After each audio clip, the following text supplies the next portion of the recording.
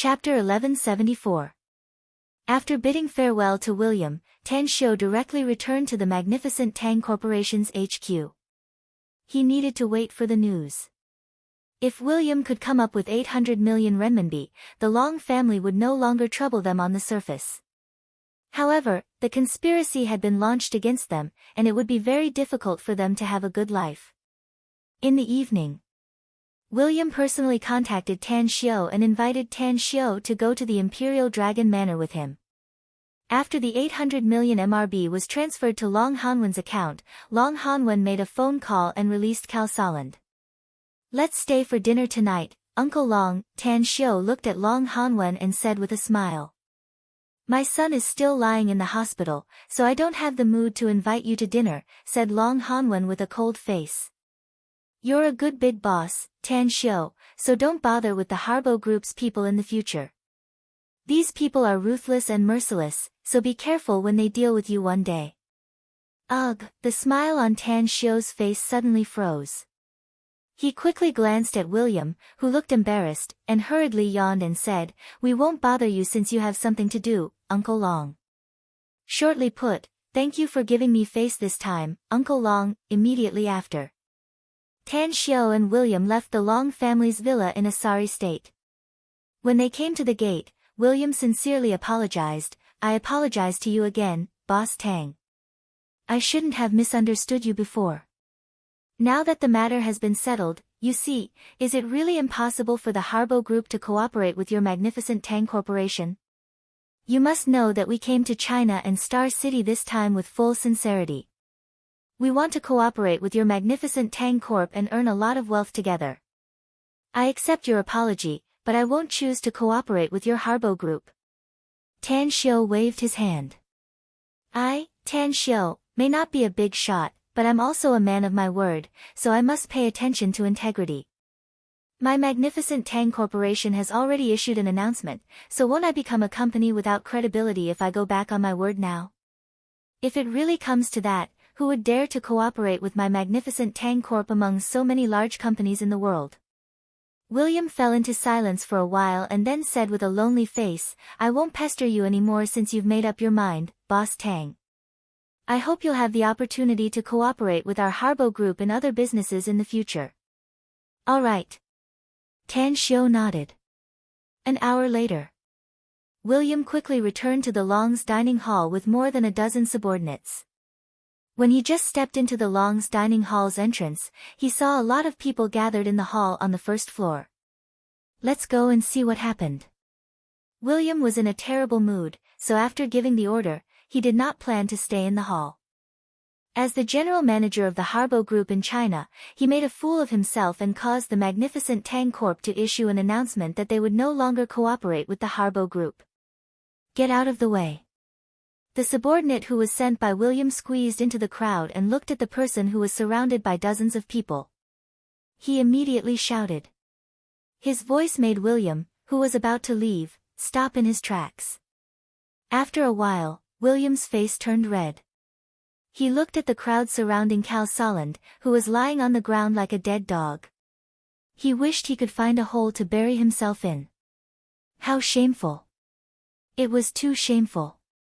At this moment, Cao Soland was badly beaten. The tendons in his legs and hands were broken, and both of his front teeth were knocked out. If one wasn't familiar with him, they wouldn't be able to recognize him immediately.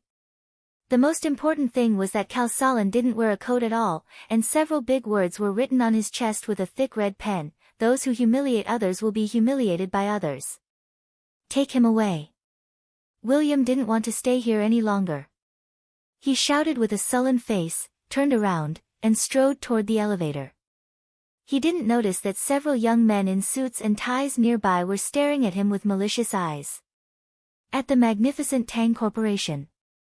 As soon as Tan Xiu returned, he immediately arranged for someone to publicize what happened today. In just a couple of hours, the heads of various companies all over the world heard about what happened today. All of a sudden, everyone looked at Tan Xiu with admiration. Many of the companies even made up their minds to cooperate with the magnificent Tang Corporation. Inside the spacious and bright general manager's office, Tan Xiu had just sat on the soft sofa. Kang Xia's cup of tea had yet to be served to him when a figure suddenly appeared in front of Tan Xiu out of thin air. "There's news from Country M, Grand Master." "How is it?" asked Tan Xiu. "We've investigated the bosses of Cupid, Dandelion, and Sava groups," said Tang, "and Cupid has a deep relationship with a politician of Country M, and its biggest shareholder is that politician. The big boss behind Dandelion is someone with a high status in the Stygian Club. The person in charge of Dandelion who came to China this time is protected by more than a dozen experts from the Stygian Club. The Sava groups is quite complicated and has many shareholders, but the identities of 2 of them have been confirmed. They have a deep relationship with the pyramid." Tan Xiu squinted his eyes and sneered. "Since they all have deep backgrounds, then let them fight among themselves. Tangan, secretly kill the Dandelion's experts and then sneak attack the Harbo group's people. Mix their corpses together and make it look like they are attacking each other. Afterward, make the chiefs of both sides appear at the same time." "Are we only targeting Dandelion?" asked Tangan. "The assassination will only target Dandelion," said Tan Xiu. "But you are to secretly kill several people from Cupid and Sava groups and throw them into the Long family's villa in the Imperial Dragon Manor. Then, we'll just sit back and watch the show." "Understood," Tangan replied and disappeared into thin air. Kang Xia came to Tan Xiu with a cup of hot tea in her hand. She glanced around and a forced smile appeared on her beautiful face as she hesitantly said, "I don't feel comfortable, boss." "What do you mean?" asked Tan Xiu, puzzled. "You always have mysterious people following you around," said Kang Xia helplessly. "They always appear in front of you out of thin air without me noticing them. If this goes on, I won't dare to be intimate with you in the future. I'm afraid that someone will suddenly appear around us when we're doing that kind of thing. Or, someone might be watching us from the side." Tan Xiu stared blankly and a strange expression immediately appeared on his face. He knew who Kang Xia was talking about. He didn't realize this kind of situation before, but after Kang Xia's reminder, he realized that Tangan had been following him in the dark. It must be noted that he had a lot of female confidants, and Tangan was always nearby when he was having sex with them. What if? Tan Xiu felt a chill run down his spine. He pulled Kang Xia over and gently hugged her in his arms, saying, "I've neglected this matter. But Tang An's innate talent is to use space to hide herself. If she doesn't want to be found, even I won't be able to find her easily. Anyways, I'll arrange a feng shui array first when we're intimate later. That way, she won't be able to easily observe us. How about you arrange a feng shui array in our bedroom in advance?" Kang Xia helplessly said. "Otherwise, I'll always be scared." Tan Xiu let out a hollow laugh and nodded. "What plan did you discuss with Long Hanwen, exactly?" asked Kang Xia. "It seems like there's a lot of good drama waiting for us. Zheng Yu is my friend. I can't just sit back and watch him get seriously injured," said Tan Xiu. "They must pay the price since they dare to hit others. However, our magnificent Tang Corporation is now in the limelight, and I can't bring any damage to our company's reputation. Therefore, we can only deal with this Harbo group in secret." "What do you need me to do?" asked Kang Xia. "You don't need to do anything for the time being." Tan Xiu shook his head. "Hao Lei will probably arrive in Star City in a few days. I'll talk to her about something and you'll have to come up with some ideas." "Is it about the auction?" asked Kang Xia. "It's about the auction, indeed." Tan Xiu nodded. "I even have an idea. Our magnificent Tang Corporation's products are too singular, so it's better to join hands with Grand Fortune Jewelry to set up the world's largest auction house. I have a way to make the auction house's reputation flourish." "What is it?" asked Kang Xia hurriedly. "Medicinal pills," answered Tan Xiu with a smile. "You want to sell medicinal pills to the public?" asked Kang Xia in surprise. "I'm going to develop 2 kinds of medicinal pills," said Tan Xiu. "One of them is to temper the physique, and the other is to prolong one's lifespan. The effect of these 2 pills won't be great, but they can still bring great benefits if taken over a long period of time. Are they going to be the final treasures of every auction? Asked Kang Xia. That's right. Tan Xiu nodded. These 2 pills alone are enough to drive people all over the world crazy. However, they need to be packaged and sold as healthcare products. I can already see the scene of the world's top super-rich flocking here when the time comes. Kang Xia nodded. I'm amazing, aren't I? Tan Xiu chuckled. Kang Xia kissed Tan Xiu's face and faintly said, when I first received your call, I thought it was some guy who didn't know the immensity of heaven and earth and deliberately made fun of me. When I came to Star City and saw you for the first time, I was full of disappointment and thought that you were too young. But now, I'm glad for my previous decision. I was very poor and weak at that time, said Tan Xiu with a smile. To be honest, the development of the magnificent Tang Corporation in the past 2 years is inseparable from your efforts. I should be glad that I can get a treasure like you. Andy is also a treasure, said Kang Xia with a smile. Ugh, Tan Xiu's expression turned stiff and he suddenly felt a faint headache. Today's second update, please support me, brothers and sisters. If you don't have any monthly votes, just throw some recommendation votes. I'll be very grateful. Chapter 1175. At the Long's dining hall. In the wide corridor, the lights were brightly lit. Despite it being winter, the corridor was as warm as spring. Even the potted plants in the corner were lush and thriving. However, the faint smell of blood permeated the corridor, bringing a bit of somber atmosphere to the place. A ghostly figure. All the monitors in this corridor had been destroyed. It was precisely because of this that the 4 security guards of the Long's dining hall appeared at the corner and rushed over to check. Vandalism. After the 4 security guards' inspection, they finally came to this conclusion. However, they found it hard to believe that there were a total of 6 monitors in this corridor. Aside from the 2 ends, there were 4 more in the middle. Yet, they didn't see even a shadow of a person in the video recordings before the monitors were destroyed. This was abnormal. It was very abnormal. Even if someone at both ends attacked the monitors at the same time, it would still be recorded by the monitor in the middle. Even if 6 people attacked the monitors at the same time, they would still leave a shadow before the monitors were destroyed. Just as the 4 security guards were feeling restless and patrolling around, one of them suddenly found that the door of room 4018 was unlocked. Dalong, go inside and have a look. The burly middle-aged man ordered his companion beside him, and carefully pushed open the unlocked door with his hand. Hiss! When the man called Dalong stepped into the door, his pupils suddenly shrunk and disbelief burst out from his eyes. There was even a bit of fear hidden in his eyes. Dead people. A total of 6. The other 3 men's complexion changed. They quickly rushed into the room and saw a total of 6 bodies lying in a pool of blood in the spacious room. 2 of them were black, 1 was Caucasian, and the other 3 were Asians. Quickly call the police. Dalong shouted.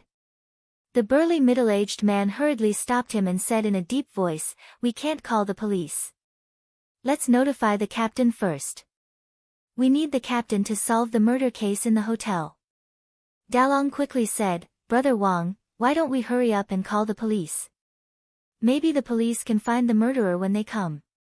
The burly middle-aged man coldly snorted and said, "A murder case has occurred in our hotel. Once it's publicized, it will cause a huge loss to our hotel's reputation." What time is it now? It was the time when the representatives of various large corporations from various countries were in Star City. Our Long's Dining Hall is the most luxurious hotel in Star City. How many foreign forces have stayed there? Do you want to see this matter blow up? Dalong didn't understand this. After a moment of hesitation, he stammered, "We'll listen to Brother Wang." Very soon. The security guards of the Long's Dining Hall confirmed the identities of the 6 dead men. They were from Dandelion Group and Harbo Group respectively. Among them, only 1 body belonged to the Harbo Group, which was located next to the innermost bed. The other 5 bodies belonged to the Dandelion Group's members. When the security personnel notified the two companies, the people in charge of both sides were dumbfounded. However, in just an hour and a half, the general person in charge of the Dandelion Company contacted Tan Xiu. In a coffee shop near Southgate Town, Tan Xiu, who was wearing a cap and casual clothes, was quietly sitting in a corner, sipping his coffee. Opposite him, the general manager of the Dandelion Company had a gloomy expression. His eyes were surging with killing intent as he stared at Tan Xiu. "What do you want to do?" asked Tan Xiu slowly after a long time. Clenching his fists, Yezek enunciated each word clearly. "Boss Tang, our Dandelion Company really wants to cooperate with your company, but your company has rules that forbid us from acting recklessly in China. I'm very angry now, but I dare not retaliate against the Harbo Group. However, I do know that you and young Master Long Zhengyu are friends. Since the Long Group doesn't dare to go against the Harbo Group, then let us avenge young Master Long. Do you agree?" A strange look was cast on Tan Xiu's face. He didn't expect Yezek to be so smart as to come up with such an excuse. "I agree." Although Tan Xiu agreed inwardly, he pretended to be deep in thought. After a long silence, he slowly shook his head and said, "Mr. Yezek, it's reasonable to say that I'm very angry that Zhengyu was seriously injured. But you all came to China and Star City because of the magnificent Tang Corporation. If I can't guarantee your safety, it will make me feel very bad. But are you sure it's the Harbo Group's people who killed your men?" "There's absolutely no mistake about it," said Yezek in a deep voice. "I've sent some people to check the dead bodies, and it was indeed William's men who did it. They even left in a hurry and left the body of a member of the Harbo Group behind. There's always a motive for killing people." "I don't think the Harbo Group would kill your men for no reason, no?" asked Tan Xiu. "We have some grudges with the Harbo Group before, and both sides are competitors," said Yezek. "That bastard William can't get your approval, so the Harbo Group can't cooperate with the magnificent Tang Corporation.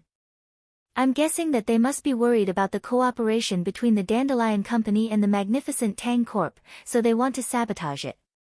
Tan Xiu's expression changed and he asked in a deep voice, "Are you sure about that?" "I'm not 100% sure, but I'm 90% sure," said Yezek. "I've sent some people to investigate the Dandelion Company's situation, actually," said Tan Xiu. "They're very strong and honest, and they're a very good partner. I originally planned to talk to you about the cooperation, but I didn't expect this situation to happen. William is really damned for daring to sabotage our cooperation." Yezek was pleasantly surprised after hearing it and hurriedly asked, "Do you agree to it, Mr. Tang?" "I agree to it, but I also have a request," said Tan Xiu. "If your Dandelion Company wants to continue cooperating with my magnificent Tang Corp, you must do it stealthily when you deal with William. Else, I'm afraid I won't be able to withstand the public opinion even if I really want to cooperate with you. I can only give up in the end." "Please rest assured, Mr. Tang," said Yezek in a deep voice. "We'll definitely do it quietly. I can even rope in some people from Cupid to deal with the Harbo Group with us. This time, the Harbo Group's people won't be able to leave China alive. If you can do it quietly, you can definitely put the blame on the Long Group," said Tan Xiu. "After all, the Long Group and the Harbo Group have a grudge. You and the Long Group." Yezek was surprised. "What I care about is the magnificent Tang Corp's collaborator," said Tan Xiu lightly. "My company may have some business cooperation with the Long Group, but it's not worth mentioning compared to our upcoming cooperation." Yezek got up and bowed. After shaking hands with Tan Xiu, he excitedly said, "You're really an excellent businessman, Mr. Tang. I'll pass on your good intentions to my boss. I'll also formulate a very rigorous and thorough plan to ensure that William of Harbo Group and the people he brought with him disappear from Earth without a trace." The next morning, when Tan Xiu was having breakfast at home, Kang Xia hurried over and placed a tablet in front of Tan Xiu. She then whispered, "What should happen has happened, boss." Tan Xiu narrowed his eyes and asked, "Where's Tangan?" "She's outside," answered Kang Xia.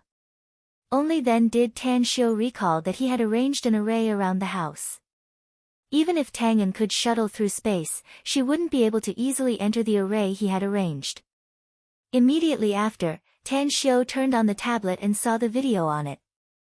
A smile immediately formed on his face and he asked, "How's the situation with the Long family?" "According to your plan, Long Hanwen has sent his men to invite the chief executives of Cupid and Vesa to the Imperial Dragon Manor, questioning them face to face as to why they sent people to attack the Long family and killed so many of their people," said Kang Xia. "Those two fellas are now at a loss and can't explain themselves. I'm afraid it'll be very difficult for the Dandelion Company to get rid of everyone from the Harbo group," said Tan Xiu with a smile. "But it'll be very easy if the Dandelion Company cooperates with Cupid and Sava. I can guess that William can escape, but I believe it'll be very difficult for him to escape from Star City." "That's true." Kang Xia nodded. "William is now hiding in a residential building in Star City's new town. It's a very secluded place since the building hasn't been handed over to its owner yet. In addition, only 4 of William's subordinates are still alive, but 2 of them are injured. Tell the Dandelion Company's people to spread the news that the Harbo Group's people killed the Cupid and Sava Group's people and then threw their bodies to the Long family," said Tan Xiu. "The purpose is to make these 2 families hostile to the Long Group and use them to get rid of the Long Group." Kang Xia's eyes lit up and she immediately strode out of the room. At noon, inside the newly built building in Star City's new town that had yet to be handed over to the owner, William, with a bloodstain on his face, slumped on the cold floor with sullen eyes. It was a mess. Everything was a mess. He felt as though there was an invisible big net that had enveloped him and his men, carrying out a huge plot against him. "Where's that bastard, Cal Solland?" William gasped for a few breaths and looked at a strong man 7 or 8 meters away. "Cal Solland's injuries are very serious and he's now receiving treatment at Star City Chinese Medical Hospital," said the strong man. "But the news we got is that he was picked up by someone this morning and his whereabouts are unknown." "Who is it?" The bad premonition inside William's heart was getting stronger. Chapter 1176. William was able to become the head of the Harbo Group's branch in China and had encountered all kinds of storms and waves. But none of them made him feel so strange. And none of them had ever made him so flustered. What should I do? Countless thoughts flashed in William's mind, but he found himself at a loss. He hadn't found out who the one who attacked them was until now. After a long time, William shouted, "Contact Old Wolf immediately. He's been dormant in China for too long and it's time for him to wake up and move around. Tell him to find Cal Solland no matter the cost, else we'll all be in big trouble." "Understood," replied the burly man respectfully. William sighed inwardly. He had spent 800 million renminbi. If he couldn't bring Cal Solland back to M country alive, Cal Solland's father, the ruthless major shareholder of the Harbo Group, would definitely kill him. Bang! The gunshots in the distance were transmitted to William's ears. William's expression changed. When he quickly rushed to the side of the wall that had yet to be installed with a window, he saw that on the horizon in the distance, there were strong figures chasing after more than 10 people at high speed within his line of sight. As the gunshots kept ringing, some of the fleeing people in the front fell to the ground, while some of the pursuing people also fell to the ground. One chasing and one fleeing, the other shooting fiercely at each other and reaping lives. "General Manager, it's Old Wolf." The burly man not far away suddenly turned his head and hurriedly called out. William's body trembled. As the distance between the two sides was getting closer, he also saw Old Wolf, who had been lurking in China, among the fleeing people. Old Wolf was holding a person in his arms, but he couldn't see the person's appearance. "Welcome them. Support them." William pondered for a moment and immediately shouted. 2 figures immediately rushed downstairs. Their speed was extremely fast, like spiritual apes. They kept grabbing the staircase handrail and jumped down. Soon, they appeared on the first floor of the building. When Old Wolf was only 200 to 300 meters away from them, the 2 men quickly approached him with the help of a low bunker. "Who's there?" Old Wolf, who was holding Cal Solent and desperately fleeing, suddenly noticed that someone was hiding nearby and immediately shouted. However, after he finished shouting, he immediately regretted it, because he had already seen the two big men hiding in the corner. One of their own. Old Wolf felt relieved. He didn't wait for any answer and quickly rushed into the building. The remaining dozen or so experts beside him also entered the building and disappeared in the blink of an eye. At the back, 40 to 50 strong men, led by 2 men and 1 woman, quickly rushed to the front of the building. However, they did not immediately enter the building because they did not know if there was an enemy ambush in the building. Puff puff puff, as the 40 to 50 strong men spread out, 2 silent silhouettes sprang out from hidden places on both sides. In just a few seconds, 4 strong men were hugged from behind, their mouths covered, their throats torn open, and their hearts pierced by sharp daggers. Even the deaths of these 4 people did not alarm anyone in the surroundings. In front of the building, the woman among the 2 men and 1 woman was very tall. She might be wearing gold-rimmed glasses, but she exuded a valiant aura.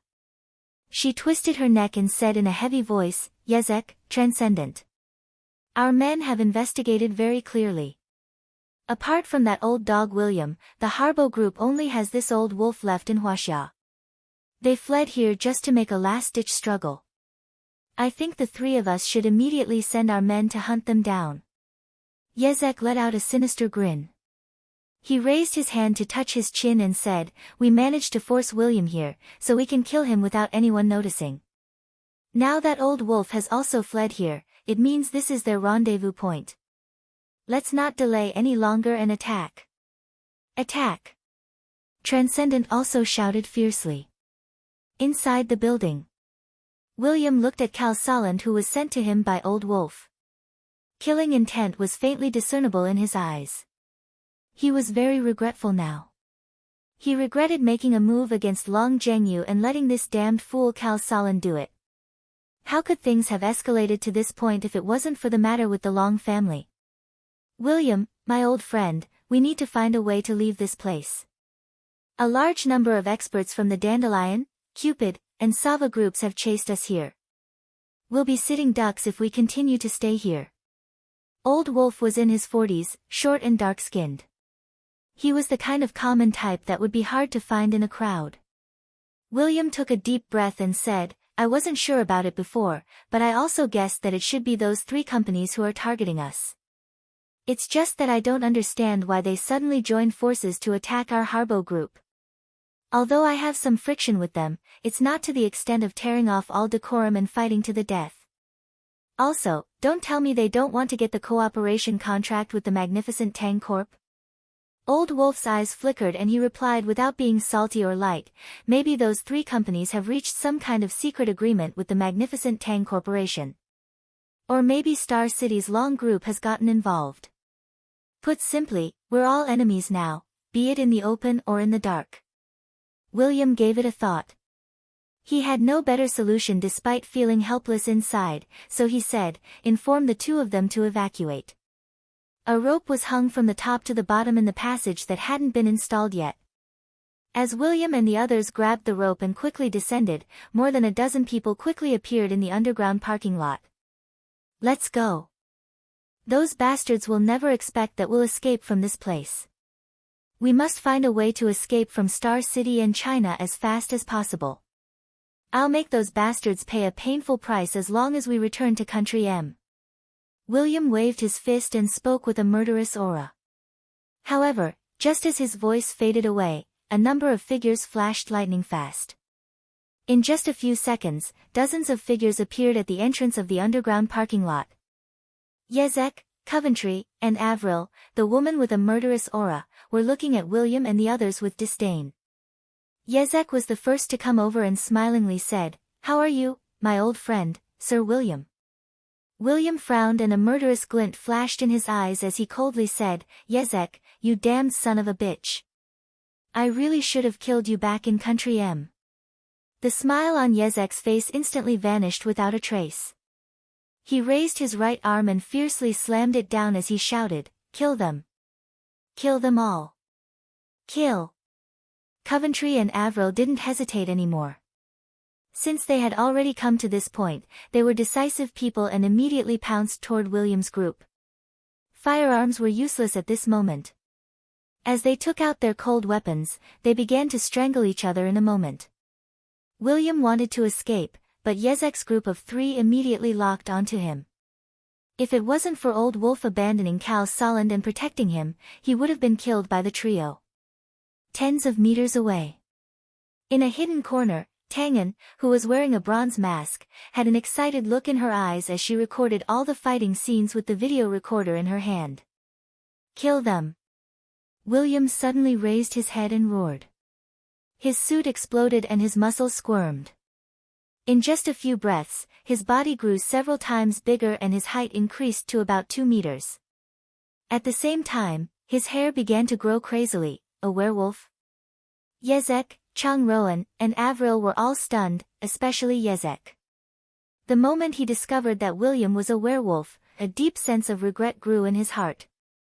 With a ruthless sweep of his long sword, he instantly killed Chang Roan, who was very close to him, and kicked Avril away. Great changes.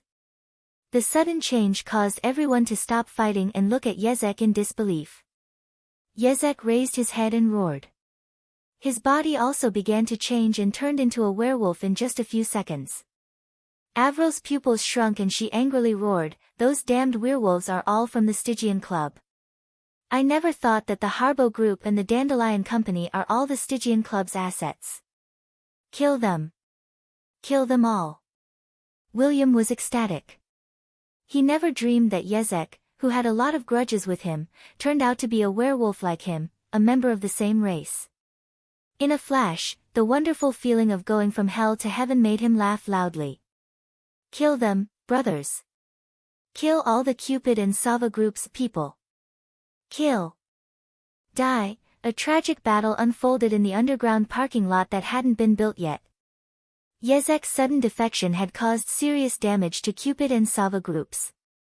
The death of Coventry further caused the experts of Cupid to lose their backbone and gradually fall into a disadvantageous position.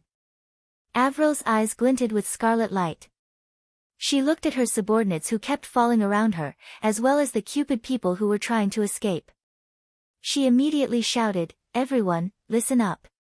I'll reward you with $100,000 for every enemy you kill, be it the brothers and sisters of Cupid or the experts of my Sava group. I'll give you an additional $10 million if you can kill all these enemies. Great rewards always bring forth brave men." In a flash, the people of Cupid and Sava groups were as though injected with chicken blood and their combat power doubled. Some people would even shout out loud after killing an enemy, using money to stimulate their nerves, attempting to kill again in order to obtain more rewards. Chapter 1177. Both sides suffered heavy losses in the brutal slaughter. Despite Avril's generous incentive, the Cupid and Sava group's members were still gradually falling into a disadvantageous position. Avril immediately issued a retreat order after realizing the situation.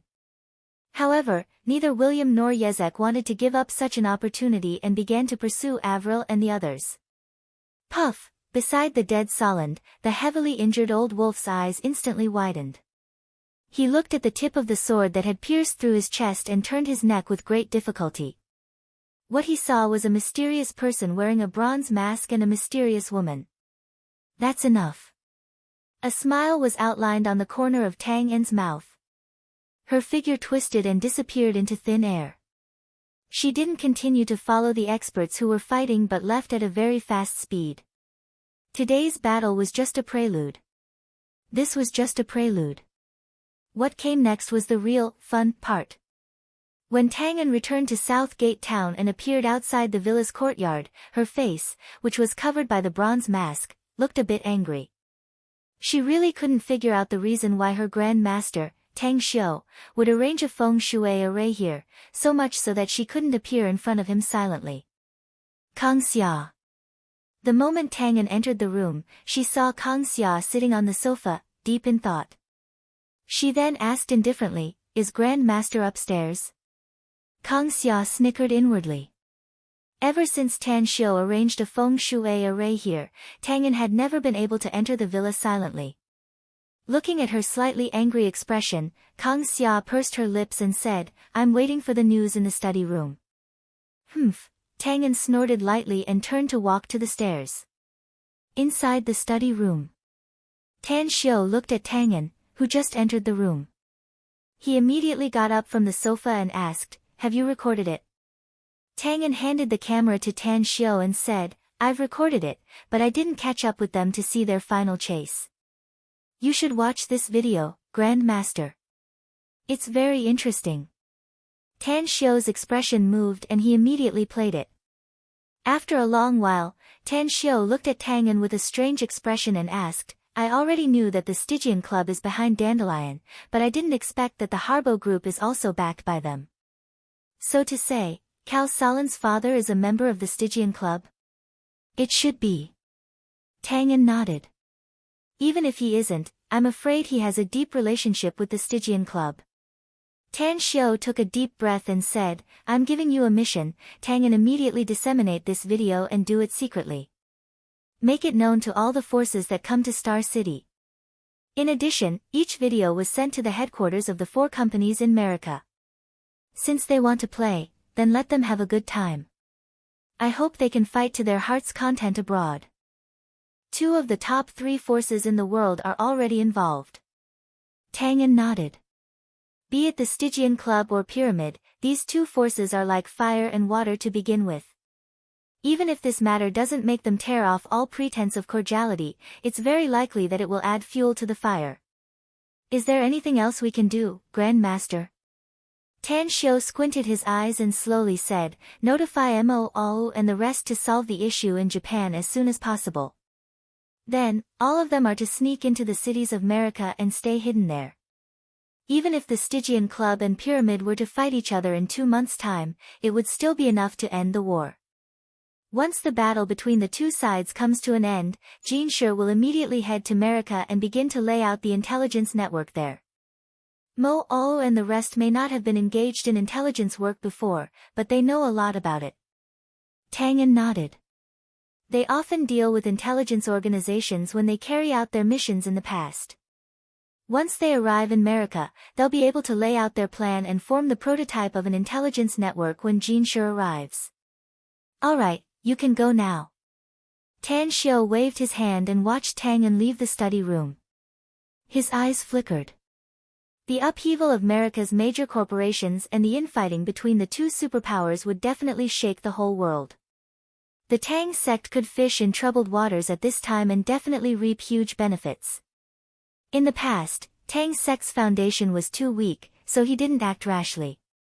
Even when the various cultivation forces from all over the world went to Nine Dragons Island, he had to find ways to avoid conflicts between the Tang sect's disciples and the cultivation forces from all over the world. But now, although the Tang sect wasn't very powerful, it could be said to be fully fledged. If he were to wait for a few more years for the outstanding cultivation geniuses from the Tang sect's army to stand out, the Tang sect's strength would be even stronger. Suddenly, Tan Xiu recalled something. Ban's Ho and the rest had obtained cultivation techniques, but he didn't ask about their cultivation. Tan Xiu took out his mobile and dialed Bancho's number. Ban's Ho, it's me. What's your order, boss? Bancho's voice came out of the phone. Where are you now? Asked Tan Xiu. How's your cultivation going?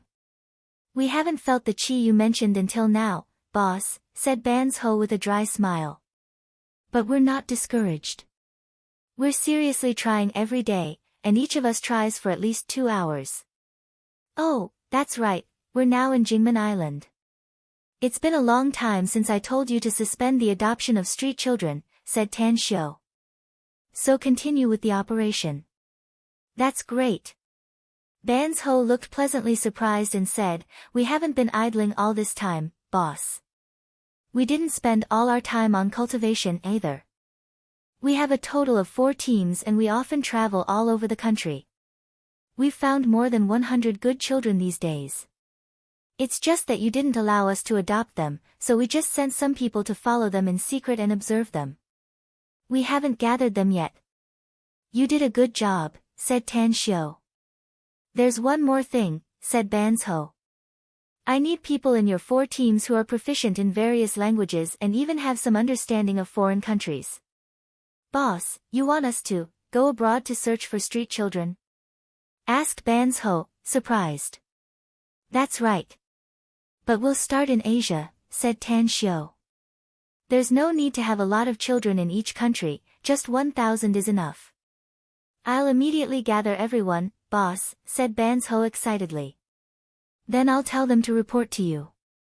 Tell them to rush to Star City in 2 days. Said Tan Xiu. I'll be waiting for them in Star City. He hung up the phone.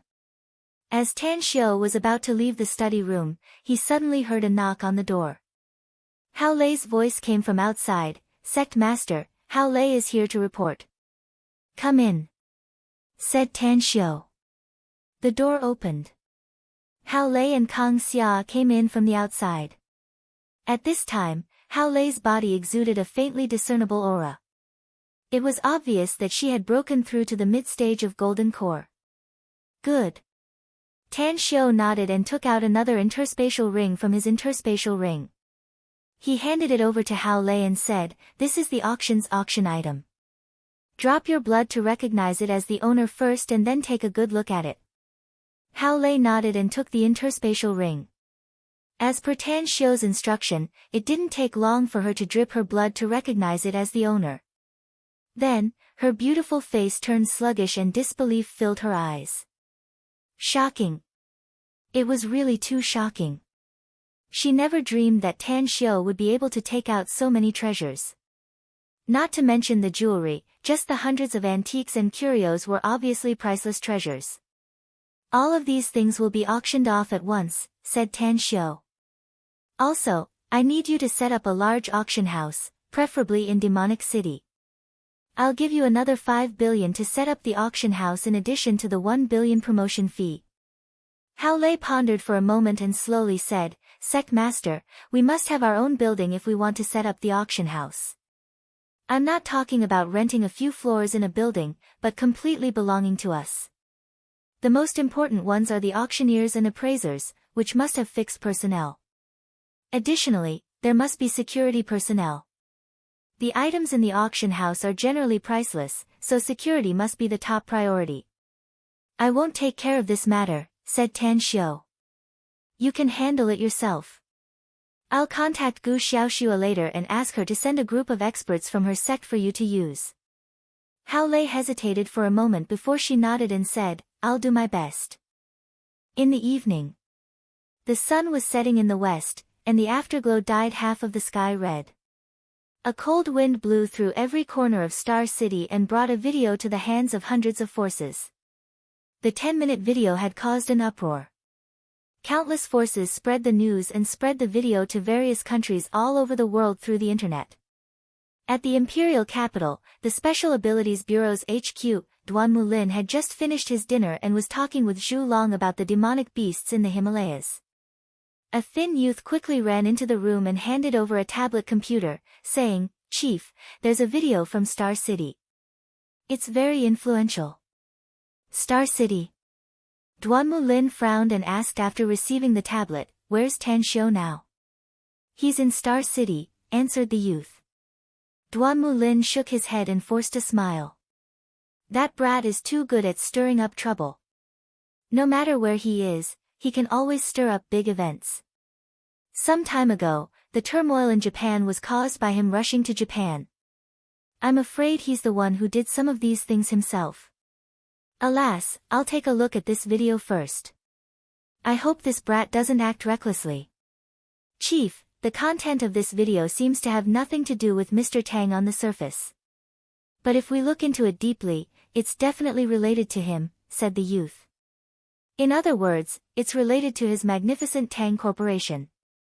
Chapter 1178. Tan Xiu secretly sneered inwardly, but he deliberately showed an angry look on the surface and said in a deep voice, I'll reconsider it as long as you can find the bastard who shot the video.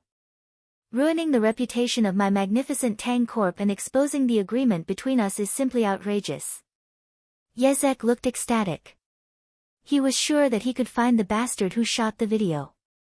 As long as someone shot the video, there would definitely be some clues left behind. What were werewolves good at? Naturally, they were good at tracking, and they could get some unexpected results just by smelling the scent. Of course.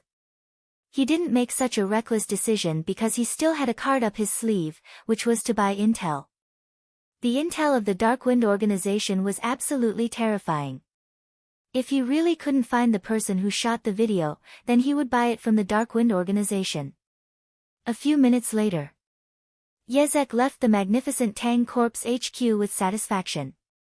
He didn't notice that at the window of the conference room where he had just met with Tan Xiao was watching him leave with a sneer on his face. At 10 p.m. When Tan Xiao just returned to Southgate Town, he saw his mother, Su Lingyun, with Andy holding her arm. The two of them were chatting happily while walking toward the villa complex. Furthermore, they were carrying a lot of things in their hands as if they had just finished shopping. Honk, honk, after blowing the horn, Tan Xiao parked the car near them. He opened the door and smilingly said, "I heard you went to the imperial capital, Mom. When did you come back?" Upon seeing Tan Xiao, Su Lingyun immediately looked pleasantly surprised and smilingly said, "I heard you went back to Star City, so I hurried back and only arrived in the evening. I wanted to call you, but I bumped into Andy. She said that you went to the magnificent Tang Corp and seemed to be busy, so I didn't call you. Anyways, Xiao, you should be staying in Star City for some time this time, right?" "I'll be staying in Star City for a while if there's no accident," said Tan Xiao with a smile.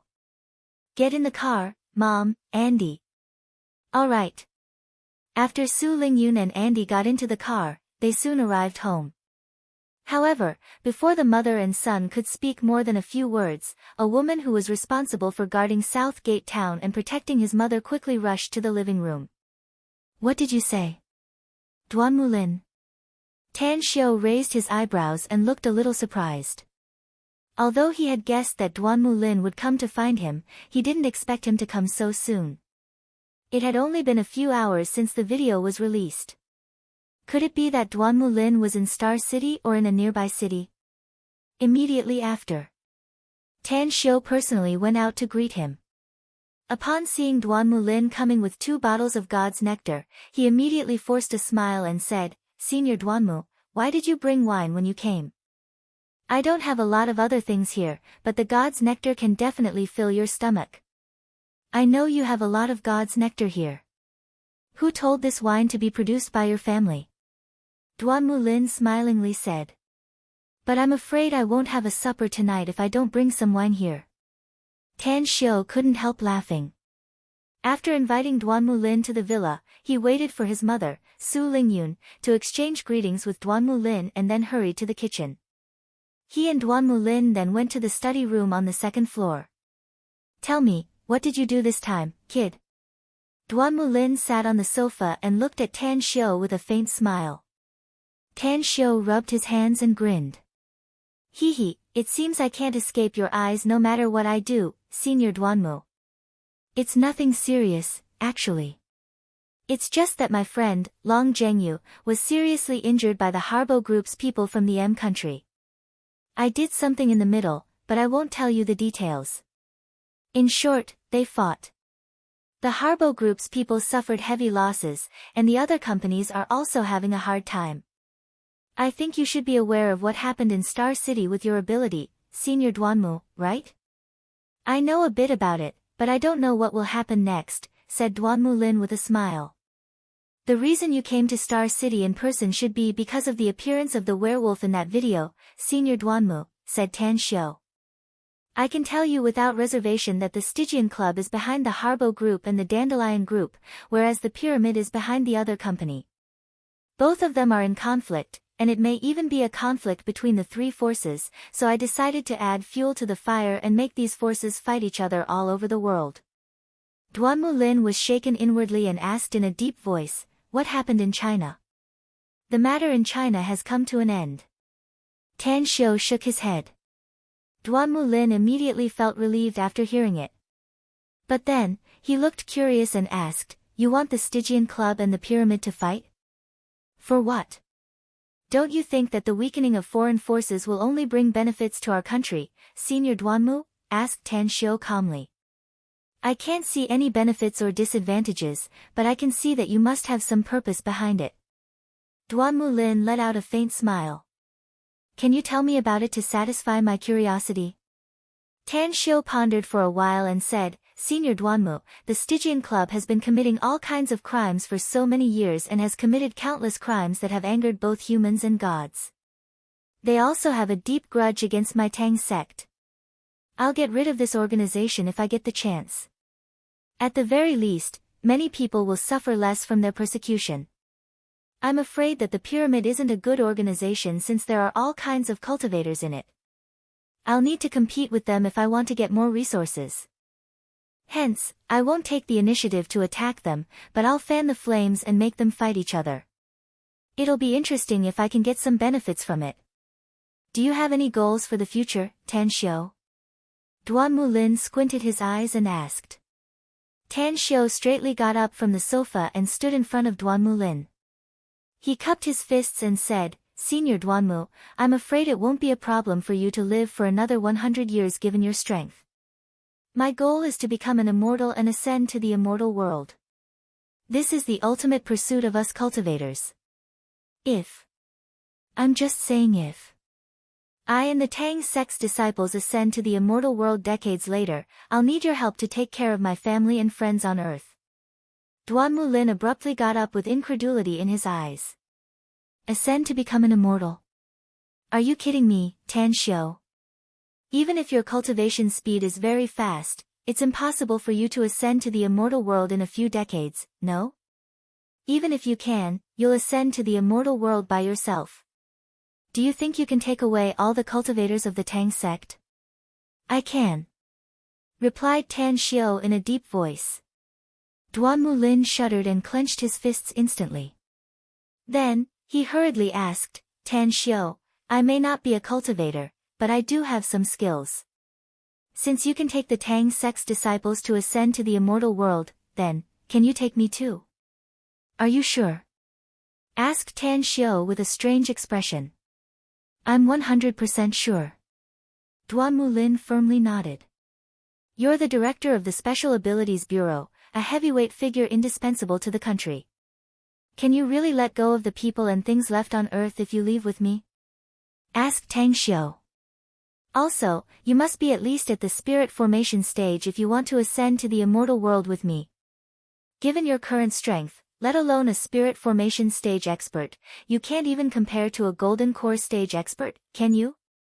Duanmu Lin's expression turned stiff. Then, he forced a wry smile and nodded. I can let go of the people and things on Earth. I'm already very old, after all, and there won't be many people and things I'll miss in a few decades. But it's the cultivation requirement that stumps me. Tan Xiu nodded and smilingly said, that's why you should put away your worries and do what you need to do to enjoy your old age. Something's not right. Duanmu Lin suddenly interjected. Something's not right, Tan Xiu. As far as I know, most of the Tang sect's disciples are at the foundation establishment stage. There's still the golden core stage and the nascent soul stage to break through from the foundation establishment stage to the spirit formation stage. I believe that your cultivation speed is very fast, but their cultivation speed shouldn't be that fast, right? If they can't break through to the spirit formation stage by then, does that mean they can't ascend to the immortal world with you? Senior Duanmu, this is the main reason why I schemed against the Stygian Club, the Pyramid, and the other forces in the dark, said Tan Xiu. I want to snatch resources from them. Only with huge resources as my backing can my people keep breaking through and eventually break through to the spirit formation stage. Of course, if they haven't broken through to the spirit formation stage by the time I ascend to the immortal world, they won't be able to leave with me. Duanmu Lin's eyes lit up. Tan Xiu's explanation suddenly gave him hope and he hurriedly said, Can I become a cultivator, Tan Xiu? I'm willing to start from scratch. That's not a problem, of course. Tan Xiu nodded. It's just that you're a bit old and it'll be very difficult for you to break through to the spirit formation stage. Unless what? asked Duanmu Lin hurriedly. Unless you can get a lot of cultivation resources and completely pile them up, said Tan Xiu. But the drawback is also very serious. It's almost impossible for you to break through in the future. Duanmu Lin gritted his teeth and said, I really want to see the legendary immortal world. I didn't dare to imagine it before, but I believe you won't lie to me. So I'll be satisfied even if I can break through to the spirit formation stage. After all, I'll be countless times stronger than I am now. I can teach you a cultivation technique, but you must give me a guarantee that you can only cultivate it by yourself and not give it to others, said Tan Xiu. I give you my word, replied Duanmu Lin with a straight face. Tan Xiu slowly nodded. After sitting back on the sofa, he lit a cigarette and took a few deep puffs. Then, he said, we'll discuss the specific details later. Let's talk about the matter at hand now. Chapter 1179. Late at night. Duanmu Lin left South Gate Town with a complicated mood. He needed time to digest the news he got from Tan Xiu, and he was too lazy to care about what was happening in Star City. Ever since he met Tan Xiu, he found that Tan Xiu always had a bottom line no matter what he did. At the very least, what he did was not harmful to the country. That was enough. Tan Xiu rushed to Star City Chinese Medical Hospital early the next morning. Long Zhengyu hadn't woken up yet, so Tan Xiu gave him a checkup and confirmed that his physical functions were gradually recovering and his injuries were no longer a hindrance. Only then did he feel relieved. Afterward, when he arrived at the magnificent Tang Corporation, he issued a series of orders, one of which was to send people to various countries in the world to investigate the background of the multinational companies that came to Star City. 3 days later, when Tan Xiu contacted Yezek and asked him for the results of the investigation, Yezek told him that he hadn't found the person who secretly shot the video. Immediately, Tan Xiu showed his anger and directly told Yezek that he didn't need to investigate this matter and that he would find a way to investigate it. He also told Yezek that the magnificent Tang Corporation would never cooperate with the Dandelion Company again. Immediately after, Tan Xiu held a plenary meeting and invited all the heads of the companies from all over the world to the magnificent Tang Corporation.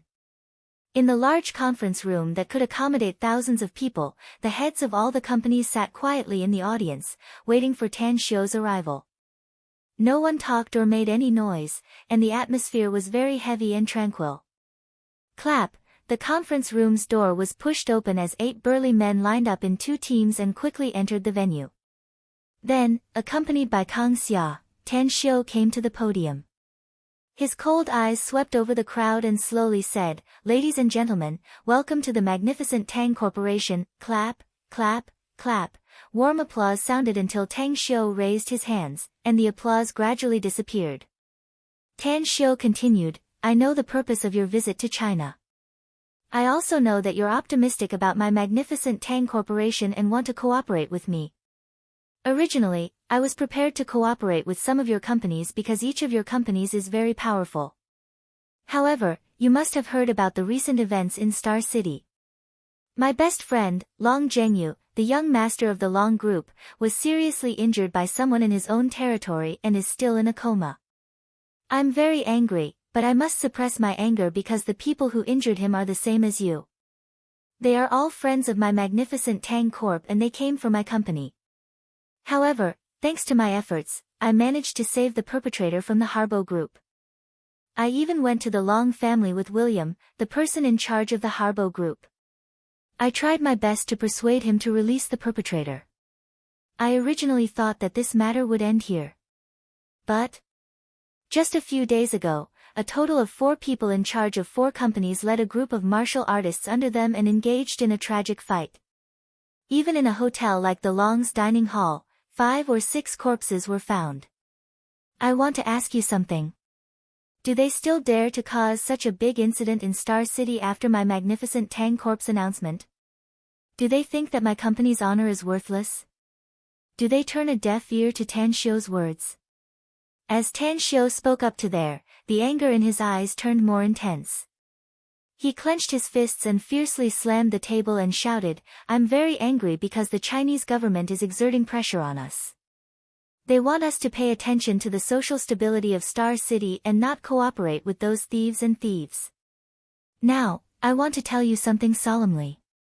The magnificent Tang Corp will not cooperate with any foreign companies for the time being. I won't cooperate with you even if you put a mountain of gold and silver in front of me.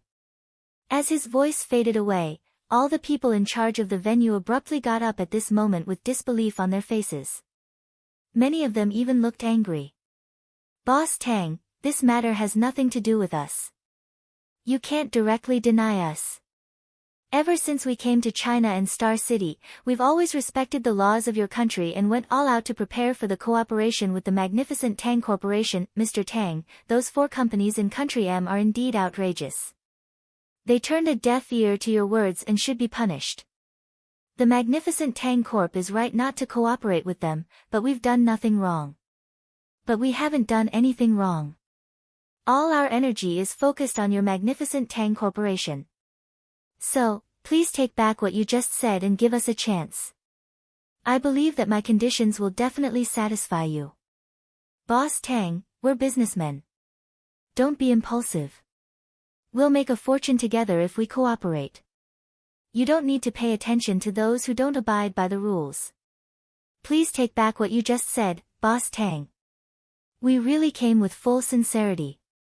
Tang, many people in charge spoke with anticipation. Tan Shou calmly listened to them and then indifferently said, "How can I believe you? Do I dare to believe you? The magnificent Tang Corp is now under the pressure of the country, so I hope you can understand. The magnificent Tang Corp will not cooperate with any company for the time being. We need to make some adjustments and make a new plan. So, please go back first and wait for our decision. Of course, we'll select a company from among you after we've confirmed it and then send someone to discuss the cooperation with you." The meeting quickly ended. However, Tan Shou's reason was too sufficient. Even though they were very dissatisfied, they didn't dare to jump out and oppose Tan Shou at this time. Even those people were wise enough to shut their mouths. Afterward, all the people in charge jointly held a banquet in the Long's dining hall and invited Tan Shou to attend. Tan Shou didn't refuse at this time and drank and chatted merrily with those people in charge, but he didn't mention the cooperation. Thus, in the next few days, the people in charge of the companies from all over the world led their teams and left. For a time, the entire Star City calmed down. The people in charge of the companies from all over the world didn't know that right after they left, Tan Shou had ordered the magnificent Tang Corp's people to secretly rush to various countries and begin to formally investigate the background of those companies. More than a month's worth of information was constantly transmitted back to Tan Shou, Kang Xia, and the other senior executives of the magnificent Tang Corp to study them. China was peaceful, but thousands of miles away in Country M was surging with undercurrents. Whether it was the Harbo Group's people, the Dandelion Group's people, or the people from several other companies, the big shots behind them had issued orders to attack the enemy openly and covertly. The battle hidden in the dark was cruel and tragic. Tan Shou was in Star City, but he kept receiving intelligence that the Stygian Club and Pyramid had been involved in dozens of battles in just over a month. Furthermore, what surprised Tan Shou was that the world's second-largest organization, the Crusader Consortium, was also involved in it. They even secretly cooperated with Pyramid and brought great losses to the Stygian Club. Begin. While Tan Shou was presiding over Star City, an order was passed to the Tang sect's disciples who were dormant in Country M. Immediately, nearly 100 experts of the Tang sect began a series of plans. Adding fuel to the fire. Framing people. All kinds of seemingly despicable and shameless means, but they were extremely effective. In the end, the friction between the three forces became more intense, and the most serious battle resulted in hundreds of deaths and thousands of injuries.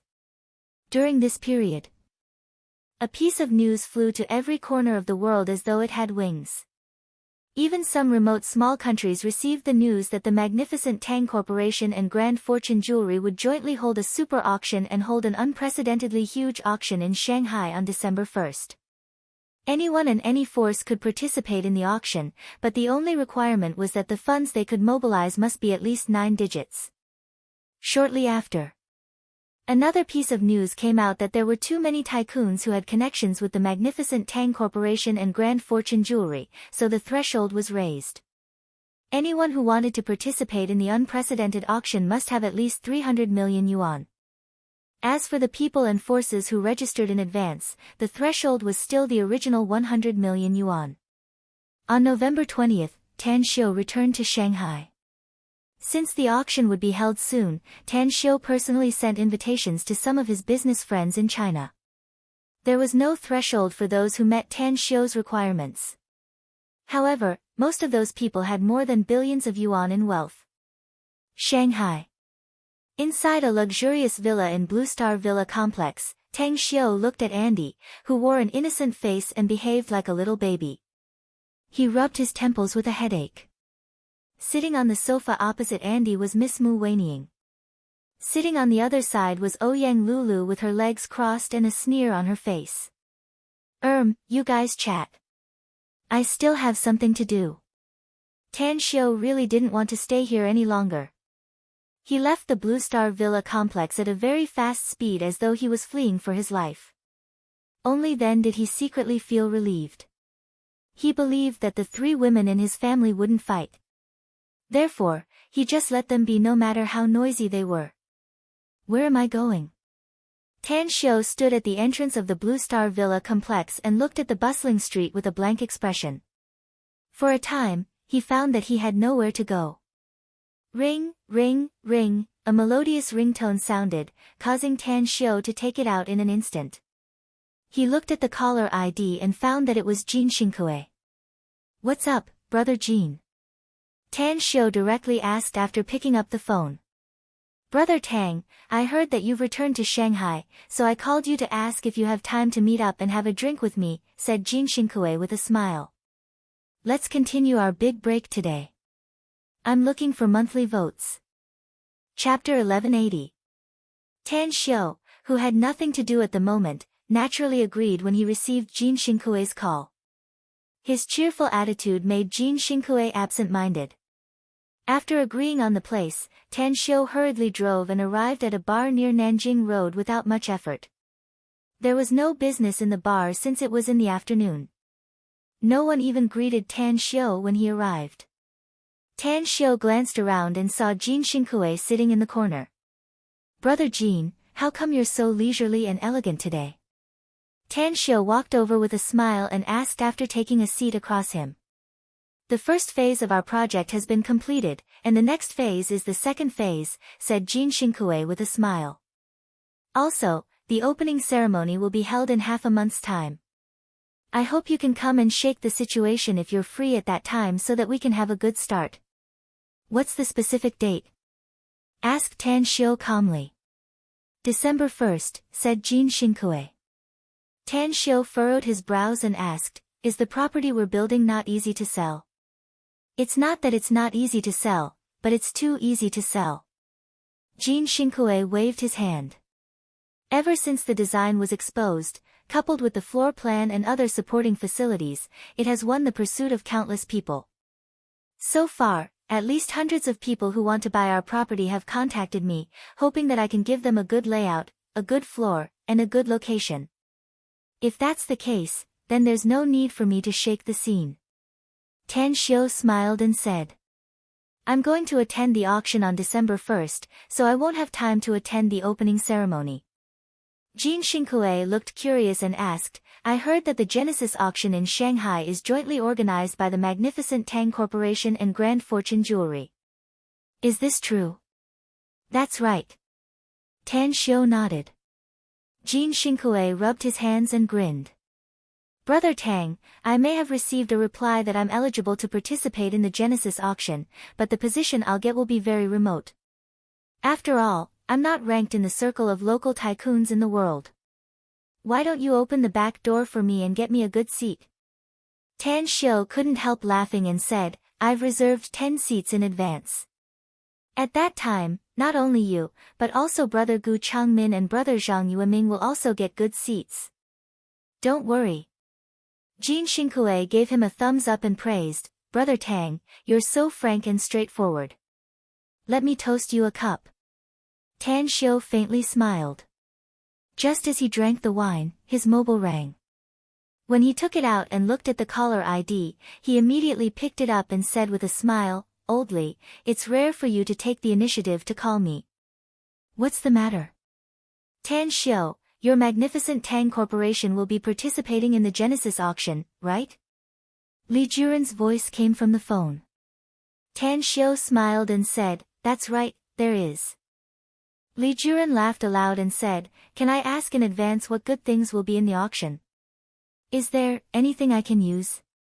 Upon hearing this, Tan Xiu immediately understood Li Juren's thoughts. The man was probably thinking about the medicinal pills in his hand. After pondering for a moment, Tan Xiu said, "There is. The quantity is not big, but the effect is excellent and the price is also very expensive. Can you leave a seat for me, Tan Xiu?" Li Juren was overjoyed. "I'll definitely attend the Genesis auction on December 1st, contact Hao Lei later, Old Li," said Tan Xiu. "Send someone to transfer 1 million yuan to the Genesis auction house's public account. I'll tell her to reserve a seat for you." Li Juren didn't care about the 1 million yuan ticket fee and smilingly said, "I'll send someone to handle it right away. See you on December 1st, Tan Xiu." "All right." Tan Xiu hung up the phone and dialed Hao Lei's number in front of Jin Xinkui. After Hao Lei picked up the call, he said in a deep voice, "Immediately announce the public account of the Genesis auction house. Every guest who attends the first Genesis auction house on December 1st must pay 1 million yuan for the ticket. Since we're going to set the threshold, we must set it to the highest level. Immediately notify all channels to publicize this news." "Understood." Hao Lei replied concisely. "I'll personally arrange the finale item of the auction," said Tan Xiu again. "I'll go to the Genesis auction house in the evening and tell you what it is then." After saying that, Tan Xiu directly hung up the phone and looked at Jin Xinkui, saying, "Your wine is worth 1 million yuan for the ticket. But don't talk nonsense. I still want to earn some money from the ticket." Upon hearing this, Jin Xinkui immediately felt that he had gained a lot of face. He raised his glass again and said, "Don't worry, brother Tang. Jin Xinkui's mouth is very tight. Anyways, who's that old Li who just called you? Can you reserve a seat for him with just a phone call?" "Hong Kong's Li Juren," said Tan Xiu with a smile. Jin Xinkui's expression slightly changed and admiration was revealed in his eyes. When he first met Tan Xiu, he never thought that Tan Xiu would be so powerful. Not only did Tan Xiu have an incomparably honorable status, but he also had super abilities and a wide network of contacts that made him feel ashamed. Li Juren. He was once the richest business tycoon in China and was absolutely a legend in the hearts of countless Chinese people. Yet, Tan Xiu was able to have an extraordinary friendship with him. This made Jin Xinkui feel that he had been living like a dog for the past few decades. The wine continued. Tan Xiu and Jin Xinkui drank until the evening. Jin Xinkui wanted to spend more time with Tan Xiu, while Tan Xiu just wanted to have something to do to kill time. Evening. Tan Xiu refused Jin Xinkui's other programs and drove to the Genesis auction house. Because Tan Xiu ordered that the newly established auction house must be of a high grade and scale, Hao Lei spent a lot of money to buy a 4-story Western-style building on the most prosperous riverside in Shanghai. Just this 4-story Western-style building covering an area of nearly 10,000 square meters had cost her billions from Tan Xiu. The golden plaque was 10 meters long and 4 meters wide. The golden characters were written in bold and vigorous calligraphy. It was written by Tan Xiu himself and then made by the person in charge of Mu Weining's company who was best at making plaques. Just this plaque alone was worth hundreds of thousands of yuan. "Hello, we haven't opened for business yet. Is there anything I can help you with?" As soon as Tan Xiu arrived at the entrance of the Genesis auction house, he was stopped by 4 security guards in black suits. They were polite on the surface, but their eyes were full of vigilance. It was as if they would attack Tan Xiu if he made any rash moves. "I'm looking for Hao Lei." It wasn't the first time that Tan Shou was stopped by security guards outside his company's gate, so he had long been accustomed to it and replied with a smile. "Do you have an appointment with Chief Hao?" asked the head security guard. "Or do you have anything to say?" "We'll help you convey it. Chief Hao will naturally meet you if she has time." "I'm Tan Shou," Tan Shou said with a smile. "Tan Shou." The 4 security guards frowned at the same time. But after 4 or 5 seconds, the head security guard's expression suddenly changed. He quickly grabbed his mobile phone and searched the internet. He found some information about Tan Shou on the internet.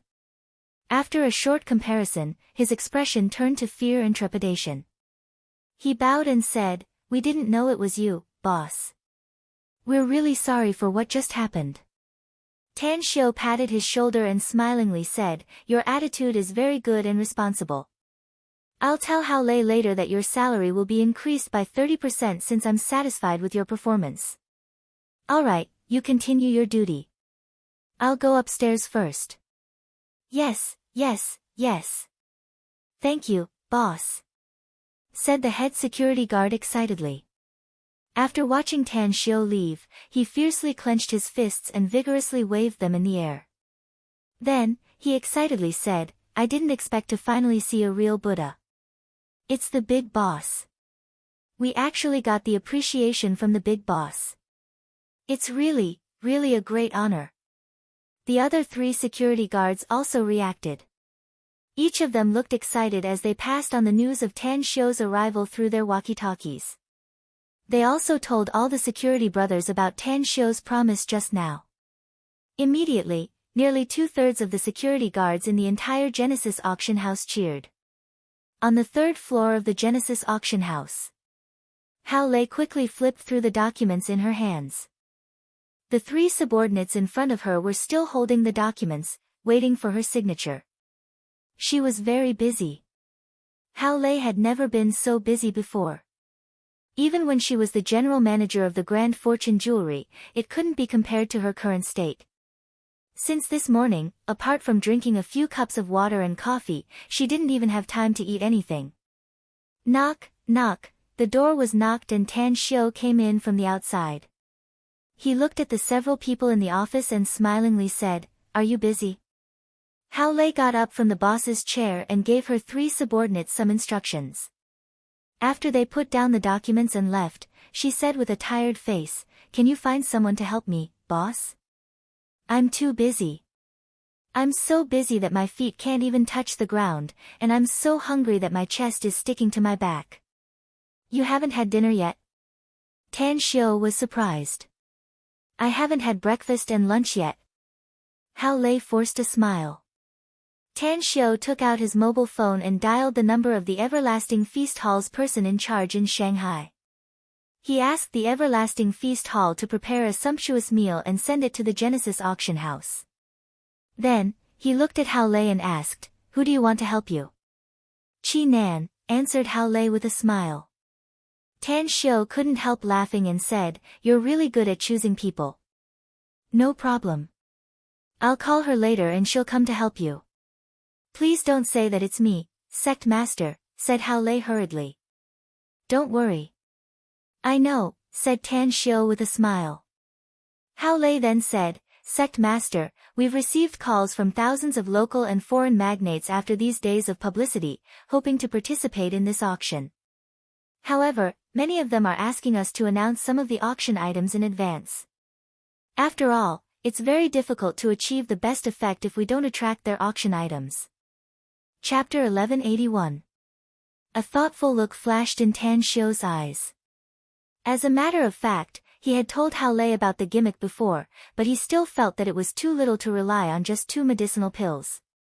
After all, this was an unprecedentedly grand auction that would attract super rich people from all over the world. Given the current situation, it was likely that the number of people would exceed 1,000. Also, he had obtained a lot of treasures from the Joyous Palace, some of which were priceless, but they were nothing in the eyes of many people. In today's world, those who truly grasped the wealth were almost all cultivators. If he wanted to attract more super rich people, he must come up with something that would make them envious. What did cultivators need? Medicinal pills were only one aspect. Aside from medicinal pills, they could also sell array discs, talismans, divine weapons, and so on. Once these things were taken out, it was very likely that all the forces in the world would crazily scramble for them. At that time, the money would definitely flow into his pocket. Tan Shou pondered for a long time before he looked up at Hao Lei and seriously said, "How much wealth do you think we can get if we auction all the things we have now?" "I've talked about this topic with 4 appraisers before," said Hao Lei. "My preliminary estimate is about 200 billion renminbi." Tan Shou took a deep breath and shook his head. 200 billion renminbi may seem like a huge number, but it's not worth mentioning when it comes to the consumption of Tang's sect's disciples. If I'm not mistaken, even 2 trillion renminbi won't be enough for tens of thousands of Tang's sect's disciples to break through to the spirit formation stage in the next 20 years, 2 trillion? Hao Lei's body slightly trembled. Even if she didn't care about money, she was still startled by the number. "Your current cultivation level is too low, so I don't know how much resources you'll need later on." Tan Shou forced a smile. "However, I'm going to make some important decisions next, which should reduce the consumption of money. However, 2 trillion renminbi is definitely something we can spend. The magnificent Tang Corporation is a money-making machine, and it's likely that we'll be able to make a huge amount of money in the future. Hundreds of billions or even trillions won't be a problem. But the money we'll earn in this auction must be at least more than 1 trillion. Hiss. Hao Lei didn't expect that Tan Shou had such a big appetite. But the auction items they had now were far from enough. The total value of the treasures he got from the Joyous Palace and the Jin Camp was only a little more than 200 billion. Tan Shou got up and slowly said, "Hao Lei, announce to the public that the Genesis auction will have pills suitable for cultivators, feng shui array discs, various powerful talismans, divine weapons, and even cultivation techniques." Hao Lei's body shook as she asked in disbelief, "Sect Master, are you sure you want to sell even the cultivation methods?" With a solemn expression, Tan Shou said, "That's right. It's a cultivation technique. However, this kind of cultivation technique could only allow people to cultivate to the foundation establishment stage at most. Its main use was to refine the body. Nowadays, the physical fitness of humans on Earth is getting worse and worse. If I sell this cultivation technique, once it is spread all over the world in the future, the overall physical fitness of humans on Earth and even their martial arts skills will be greatly improved." Hao Lei asked, "Sect Master, do you wish for all of humanity to become stronger? Earth is just a tiny existence in the vast universe." Tan Shou nodded and said, "It can only be regarded as a speck of dust. Let's not talk about the higher planes first. Just our universe space alone has countless galaxies. In many galaxies, there were incomparably powerful technological races, incomparably powerful magical worlds, and even some cultivation worlds.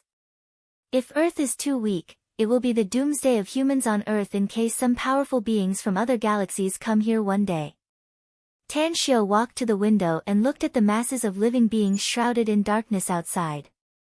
Then, he said word by word, "Earth may be tiny, but it's our root. We'll leave this place in the future and go to a bigger stage to display our strength. We won't be able to take care of this place then. I don't want to find that humanity has been slaughtered when we set foot on this planet again one day. Or rather, we won't be able to find this planet or this galaxy when we come back one day." At this moment, Tan Shou was talking to Hao Lei, but at the same time, he was also speaking to himself. At this moment, a huge idea formed in his mind. Because of this idea, he knew that he would be very busy in the days to come. Late at night, when Tan Shou returned to Blue Star Villa Complex, he found Mu Weining, Ouyang Lulu, and Andy still sitting on the sofa in the hall.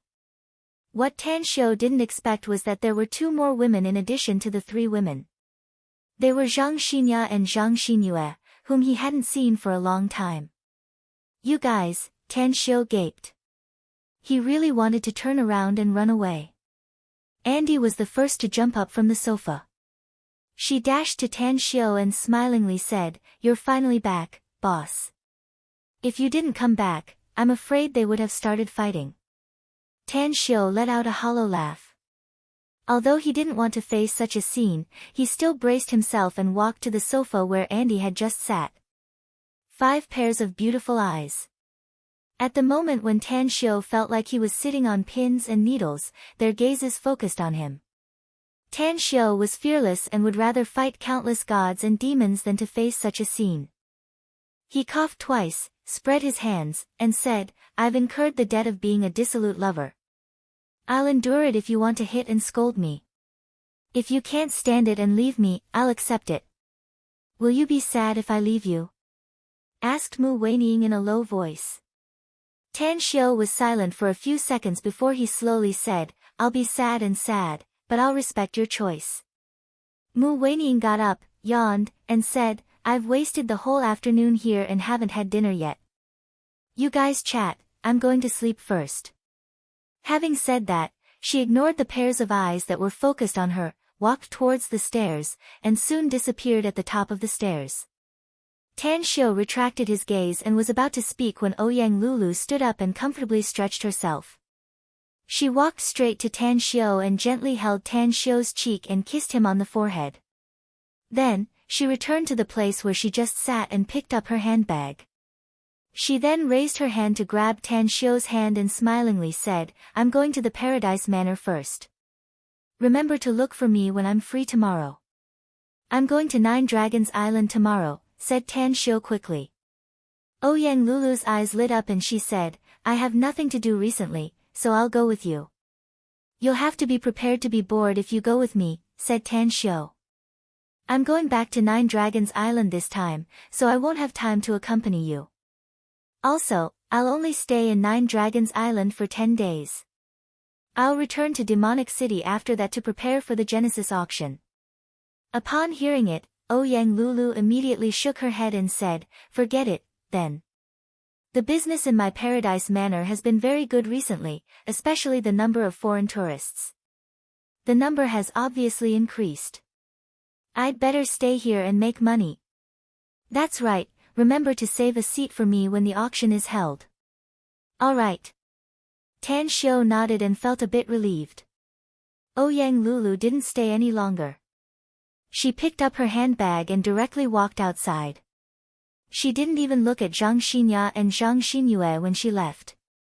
Andy looked at the Zhang sisters and hesitated before saying, I'll be resting in the guest room tonight, boss. I won't lock the door.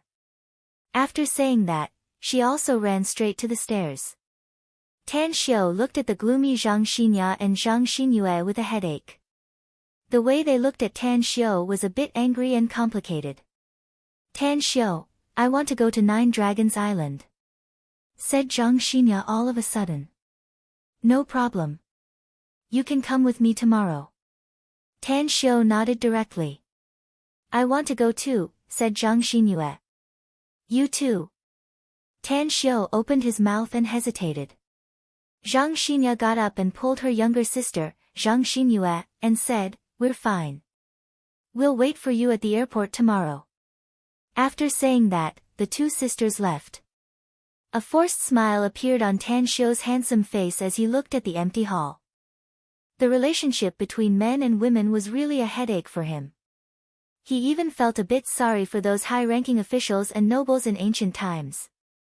They had 3 wives and 4 concubines in their backyards. It was probably not very peaceful, no? After a long while, Tan Xiu smoked several cigarettes in a row before he got up and went to the 2nd floor. When he pushed the bedroom door and walked inside, he saw Mu Weining sitting on the bed in her pajamas, quietly reading a book. After hesitating for a while, Tan Xiu said, Wait here for a while. I'll check if there's anything to eat at home. Cooking. Tan Xiu knew how to cook. In just half an hour, he personally cooked 2 bowls of noodles and sent one to Andy's room. After handing the noodles to her, he hurriedly returned to the kitchen and took the remaining bowl of noodles to the bedroom on the 2nd floor, saying, Eat something. Mu Weining flicked the hair on her forehead and took the bowl and chopsticks. After eating a few mouthfuls, she nodded and smilingly said, It tastes good. Today's matter is really. Tan Xiu forced a smile. Mu Weining shook her head and interrupted Tan Xiu. I actually knew that such a day would come. It's nothing. It's enough as long as you care about me. No matter how many women you have, it's your business. I can understand that outstanding men will naturally be liked by women, and each of them is also very outstanding. Tan Xiu held back all the words that were brewing in his stomach when he was cooking. He looked at Mu Weining quietly eating the noodles and sighed inwardly. Put the bowl and chopsticks on the bedside table after you finish eating. I'm going to take a shower. That night, Mu Weining, who had always been gentle and skillful, became particularly wild. She pestered Tan Xiu for several hours before she finally collapsed and was carried by Tan Xiu, drenched in fragrant sweat. She fell asleep before she finished taking a shower. Chapter 1182. The next day, Tan Xiu hurried to the airport with Tang An. On the way there, he realized something. He glanced at Tang An, who was sitting in the co-pilot's seat and had been silent all this time, feeling a bit vexed inside. He had arranged a feng shui array in his residence in South Gate Town back in Star City, but he forgot about it in Blue Star Villa Complex. She must have seen the crazy scene between him and Mu Weining last night, right? I must improve my cultivation as soon as possible. When I break through to the Great Ascension stage, I'll be able to sense the surrounding space more deeply. At that time, as long as Tang An is by my side, I can easily find her even if she can hide in the space layer. Tan Xiu thought in silence and turned to look out the window. They arrived at the airport. Tan Xiu easily found Zhang Xinya and Zhang Xinyue, who had been waiting for a long time. The two women were dressed very similar, wearing caps, big sunglasses, and masks. Each of them also had a big suitcase beside them. You've been waiting for a long time, haven't you? Asked Tan Xiu as he approached them. We just arrived not long ago, said Zhang Xinya. Are we flying directly to Saipan? Tan Xiu nodded and said, we'll fly straight to Saipan. We have a helicopter there, so we'll take it to Nine Dragons Island. That's right, I haven't asked you yet. Are you going to Nine Dragons Island for vacation? Or are you going to stay there permanently? Permanently, answered Zhang Xinya. You don't want to do your work anymore? Asked Tan Xiu curiously. What about Xinyue? What about her beauty shop? I've resigned and announced my departure from the entertainment circle, said Zhang Xinya. I'll never show my face in public again. Xinyue's shop was actually sold half a month ago, so we have no time to do anything for the time being. Tan Xiu thought for a while and asked, are you going to stay in the future? Or are you going to leave with me? Where to? Asked Zhang Xinyue. Tan Xiu looked at Zhang Xinya and asked, you didn't tell her? Nope. Zhang Xinya shook her head. Tan Xiu's lips moved and he transmitted his voice to Zhang Xinyue. I'm a cultivator, you know that. The ultimate goal of us martial cultivators is to cultivate to a higher realm and ascend to immortality in the future. If nothing unexpected happens, I will ascend to the immortal world in a few decades. At that time, a large number of my subordinates will follow me to the immortal world. It might not even return to Earth for thousands of years. Zhang Xinyue's delicate body trembled and a look of disbelief appeared in her eyes. She had never thought about this problem. Never in her wildest dreams had she ever imagined that the legendary immortal world other than Earth actually existed. After all, that kind of place was the immortal world in Xianxia stories. In the evening, until the four of them arrived at Nine Dragons Island, Zhang Xinyue had yet to absorb all of Tan Xiu's words. Only after Mu Qingping had arranged the accommodation for Zhang Xinya and Zhang Xinyue did she run to Tan Xiu's room and asked, can you teach me the cultivation technique? I also want to become a martial cultivator. I also want to become very powerful. The ability to soar into the clouds and ride on the mist is amazing. The path of cultivation is very dangerous. Tan Xiu couldn't help laughing and said, you have to bear a lot of pain that ordinary people can't bear, and you also have to face unimaginable dangers. If you become a cultivator, you may have to face the fights between people in the future, as well as the war between immortals. Will you protect me? Asked Zhang Xinyue. Of course I'll protect you, unless I'm already killed. Tan Xiu nodded. A bright smile appeared on Zhang Xinyue's face as she walked straight to Tan Xiu. She wrapped her arms around Tan Xiu's neck and said, I naturally won't be afraid since you'll protect me. You're a cultivator now, and so is my big sister. You can protect me, so I also want to become a cultivator. I'll follow you wherever you go in the future. What about your big sister? Asked Tan Xiu. She said she's tired and is resting in her room, answered Zhang Xinyue. Tan Xiu pondered for a moment before he nodded and said, You'll stay in my room tonight. I'll teach you a cultivation technique. As for how far you can break through in the future, I can't guarantee it.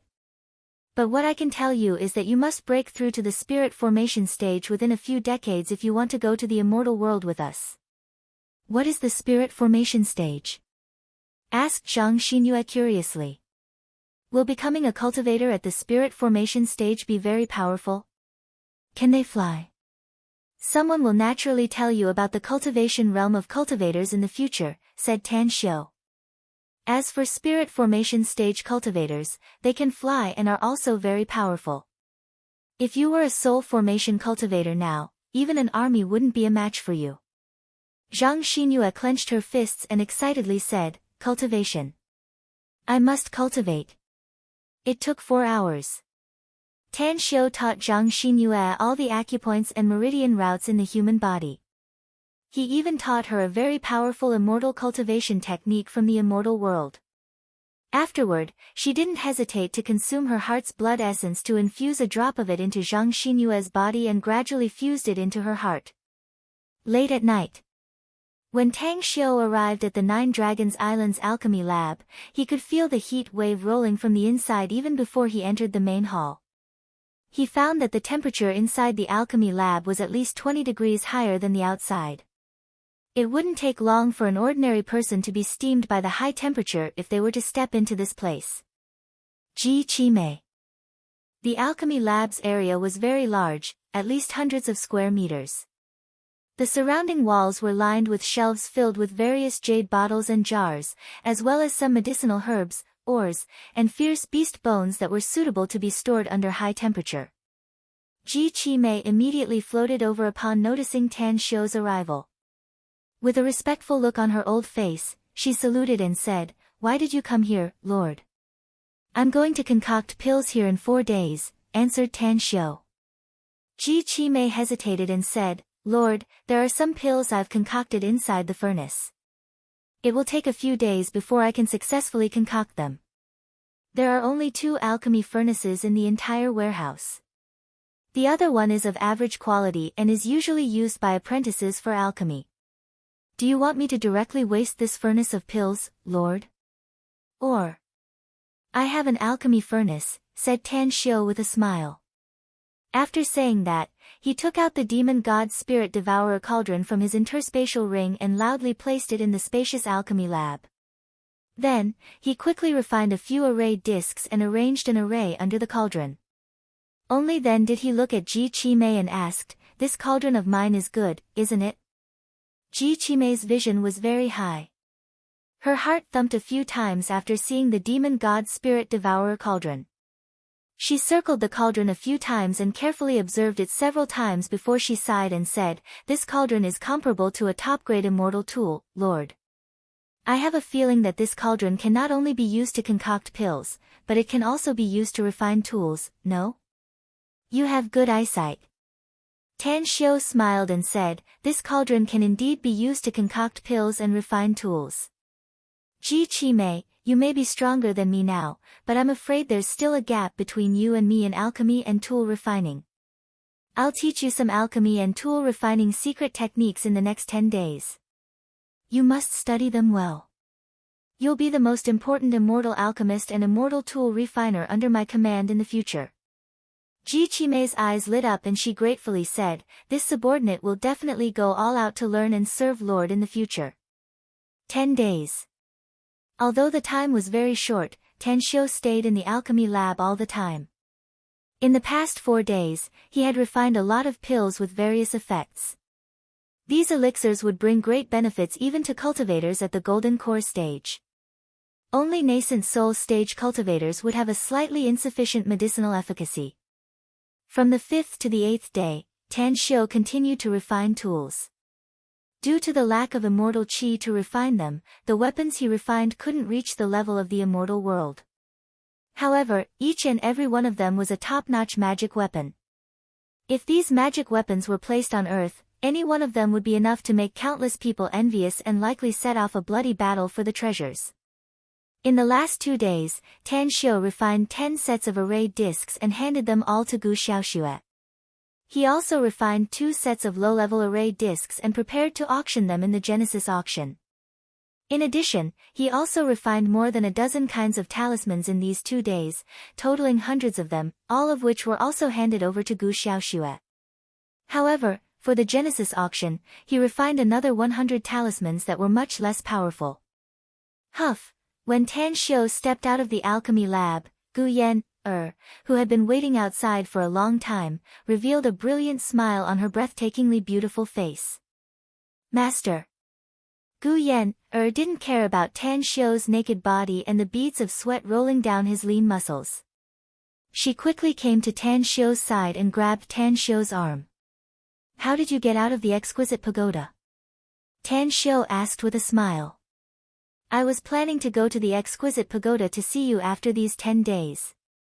My injuries have been suppressed and are getting better every day. Gu Yan, chuckled and said, my injuries will be completely healed in a few years. That's right, Master, I refined 2 pills since I had nothing to do a few days ago. They should be effective for you. Tan Xiu shook his head and smilingly said, even if it's an immortal pill, it won't be of much help to me, unless it's an immortal demon pill. Unfortunately, such pills are in the hands of some great demon kings in the demon realm. Gu Yan, stretched out her palm and 2 pills appeared out of thin air in her palm. One was black and the other was white. The black pill's surface flickered with a dark light, while the white pill's surface seemed to have ripples on it. Immortal demon pill. Tan Xiu's pupils shrunk and an incredulous look appeared in his eyes. It never crossed his mind that Gu Yan, could refine an immortal demon pill, much less that Gu Yan, could obtain the materials needed to refine it. One must know that those materials were extremely rare. Gu Yan, chuckled and said, Master, this isn't an immortal demon pill in the truest sense, but its medicinal efficacy is almost the same as an immortal demon pill. It's just that the medicinal efficacy inside is 10 times weaker than an immortal demon pill. Chapter 1183. Tan Xiu gently took the immortal fiend pill and looked at Gu Yan, with a distressed expression. He knew how difficult it was to refine an immortal fiend pill because the most important ingredient was the blood essence from one's heart. Don't do things that harm yourself and others in the future. Tan Xiu put away the immortal fiend pill and gently hugged Gu Yan, as he said solemnly. Gu Yan's eyes gleamed with happiness. Although she agreed softly, she didn't agree with it inwardly. She was willing to pay anything that could help Tan Xiu, even if it would bring her great harm. Just like in the past, on a winding mountain road. Tan Xiu and Gu Yan walked side by side toward the beach where the exquisite pagoda was located. The cold wind blew, but it didn't bring any discomfort to the two. Yan, the immortal fiend pill is taken by the devils in the demon realm who focus on their demon physique.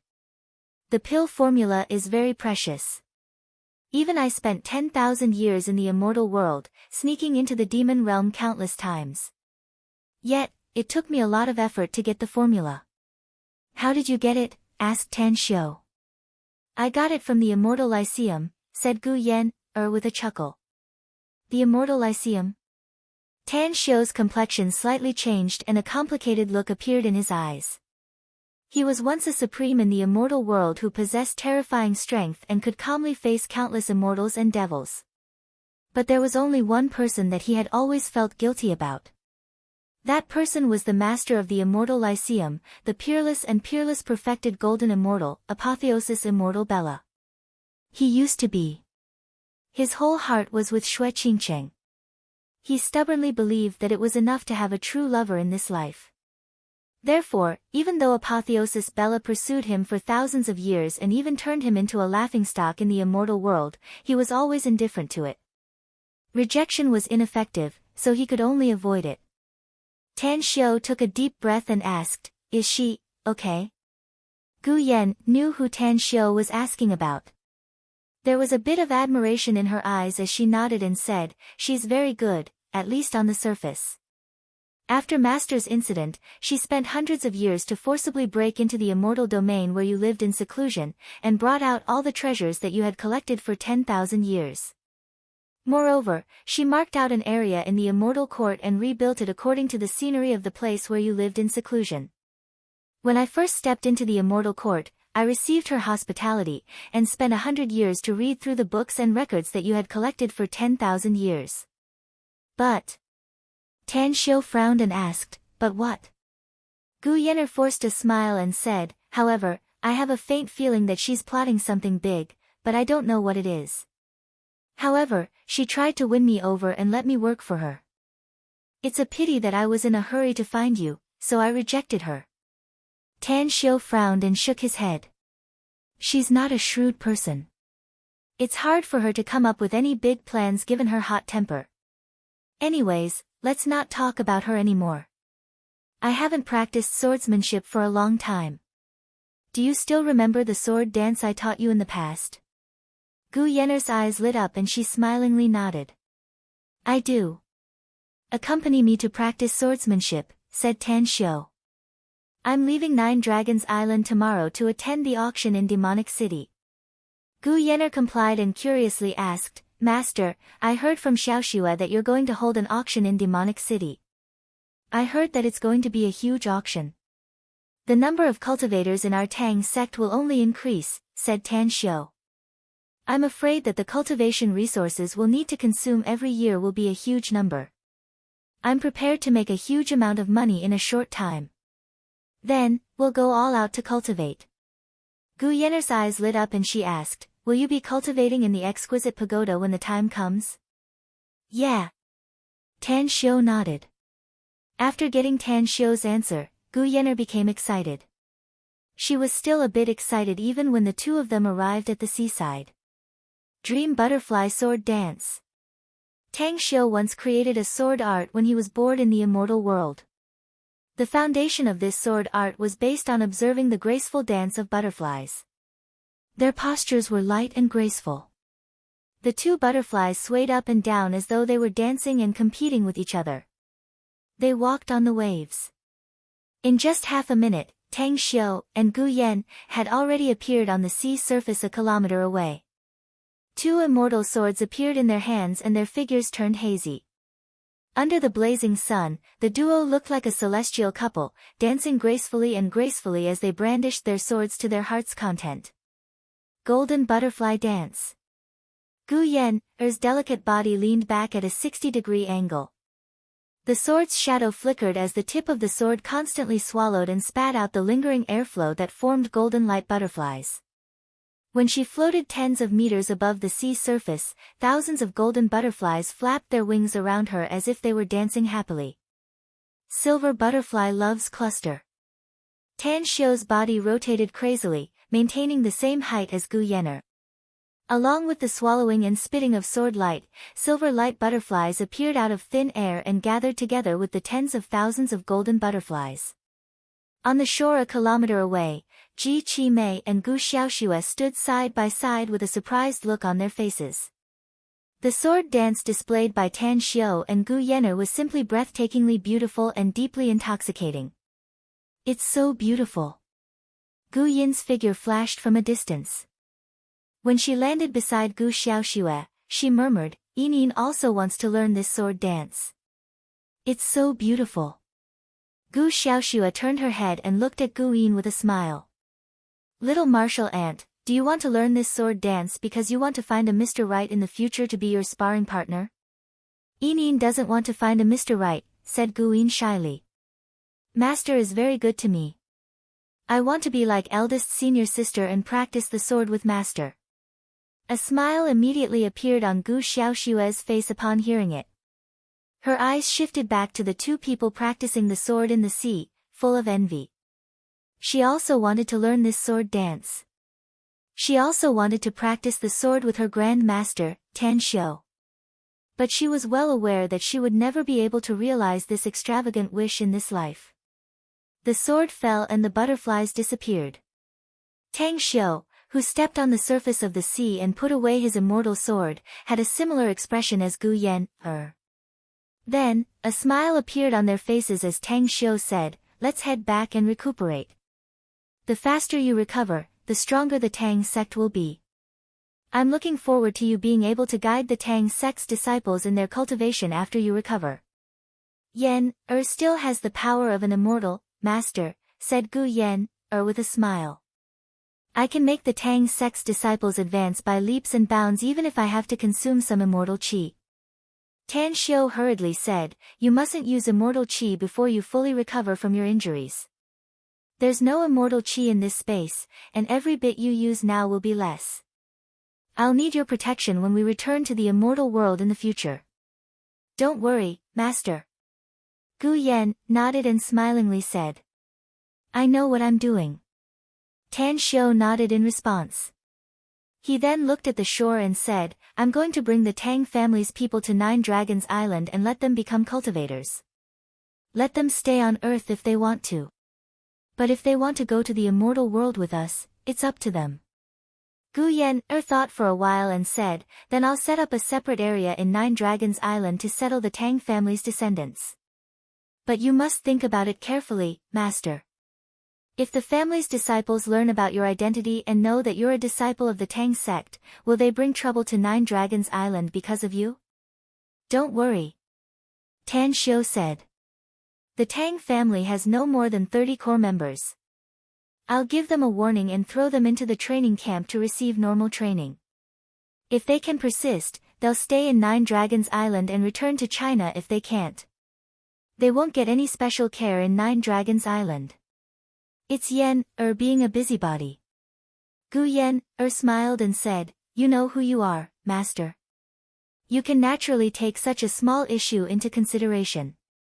Now, Yan, feels very happy because she doesn't need to think about anything when she's with Master. "Yan, always trembled with fear and tread on thin ice when I didn't have Master." Tan Xiu sighed inwardly. He knew that Gu Yan's sacrifice was all because of him. Otherwise, it would have been too easy for her to live a comfortable life in the immortal world given her talent and strength. "Yan, Tan Xiu gently grabbed Gu Yan's shoulder and said with a self-reproachful tone. Gu Yan leaned on Tan Xiu's shoulder and smilingly shook her head. "Master, Yan will always be happy no matter how bitter and tired she is. Everything is for you, Master. As long as you don't abandon Yan, in the future, even if Yan has to become the enemy of the whole world, Yan will be willing to do it." "Yan, Master will never abandon you again," said Tan Xiu. There was still a long way to go. Tan Xiu felt that the pressure on him had increased a lot. After releasing Gu Yan, he followed Gu Yan into the exquisite pagoda and stayed there until the next morning. Only then did he accompany Gu Yan to have breakfast. "I want to leave with you." Shuiyu, who had been cultivating on Nine Dragons Island, suddenly spoke. Tan Xiu put down his bowl and chopsticks and asked, "Have you stabilized your realm?" "Yes." Shuiyu nodded and said, "My current power is at the early stage of spirit formation. Yan has taught me a lot of things these days. I should be able to break through to the late stage of spirit formation in half a year at most if nothing unexpected happens." Tan Xiu thought for a while and asked, "Are you going back to China for something?" "Nothing else but to check on some business matters." Shuiyu shook her head. "You're very strong now, Shuiyu," said Tan Xiu. "But you lack the combat experience. Let's do it this way. Don't go back to China if you want to, but go to M country instead. Mo and the others have arrived in M country and are carrying out a secret mission. You're much stronger than them, so going there to help them will also help you gain some experience." "M country?" Shuiyu thought for a while and nodded. "No problem. I'll go to M country then." She had learned a lot of things from Gu Yan these days, including many things about Tan Xiu. She also knew that they would be facing an extremely terrifying enemy, so she wanted to help Tan Xiu as long as Tan Xiu needed it. Continue to break out today. I'm asking for monthly votes. Chapter 1184. Shanghai International Airport. As a private passenger plane slowly landed and the ladder went straight to the ground, Tan Xiu slowly walked out of the cabin door with his hands behind his back. Immediately after, dozens of experts from the Tang sect came out of the cabin door and followed Tan Xiu to the ground. A row of 10 black Audi cars were parked next to the ladder with a big man in a black suit standing outside the driver's door of each car. With a smile on the corner of her mouth, Kang Xia stepped forward and hugged Tan Xiu. Then, she smilingly said, I heard that you ran into something interesting in Shanghai a few days ago, yes? Tan Xiu stared blankly and asked with a confused expression, what interesting thing? Andy told me about it. I almost had a fire in my backyard, said Kang Xia with a smile. Tan Xiu's expression instantly turned a bit awkward and he snappily said, you're just touching my sore spot. Anyways, let's go. Kang Xia let out a faint smile and beckoned the dozens of experts from the Tang sect to enter the cars. As the convoy quickly left, 3 more black Audi cars quickly stopped next to the passenger plane. Along with the sound of the car horn, 10 boys and girls dressed like children of extremely rich families got off the plane, and then quickly got into 3 cars and drove away. At the Genesis auction house. After Tan Xiu and Kang Xia arrived, the dozens of experts from the Tang sect dispersed and began to check the security deployment of the auction house. This place was going to be a money-making machine, so security must be the top priority.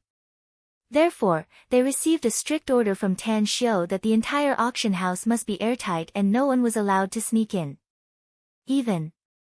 Everything within 2 kilometers of the auction house had to be strictly guarded.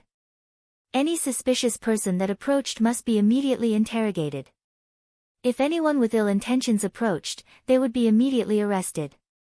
If the other party resisted, they could even be killed on the spot. However, less than 2 hours after Tan Xiu arrived at the Genesis auction house, dozens of ability users from the Special Abilities Bureau appeared within a range of 2 to 5 kilometers from the auction house. With the help of many plainclothes policemen, they formed the outermost security zone. On the 4th floor. Apart from the central hall, there were a total of 4 halls around it. Each hall was very large and contained a large number of precious items.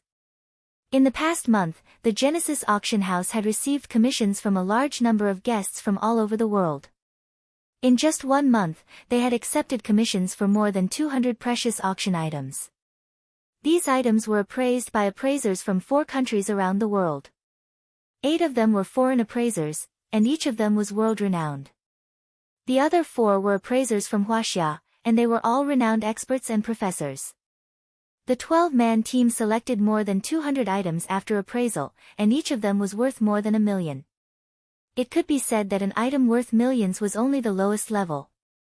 Hao Lei, these are elixirs. You personally put these elixirs on the shelf.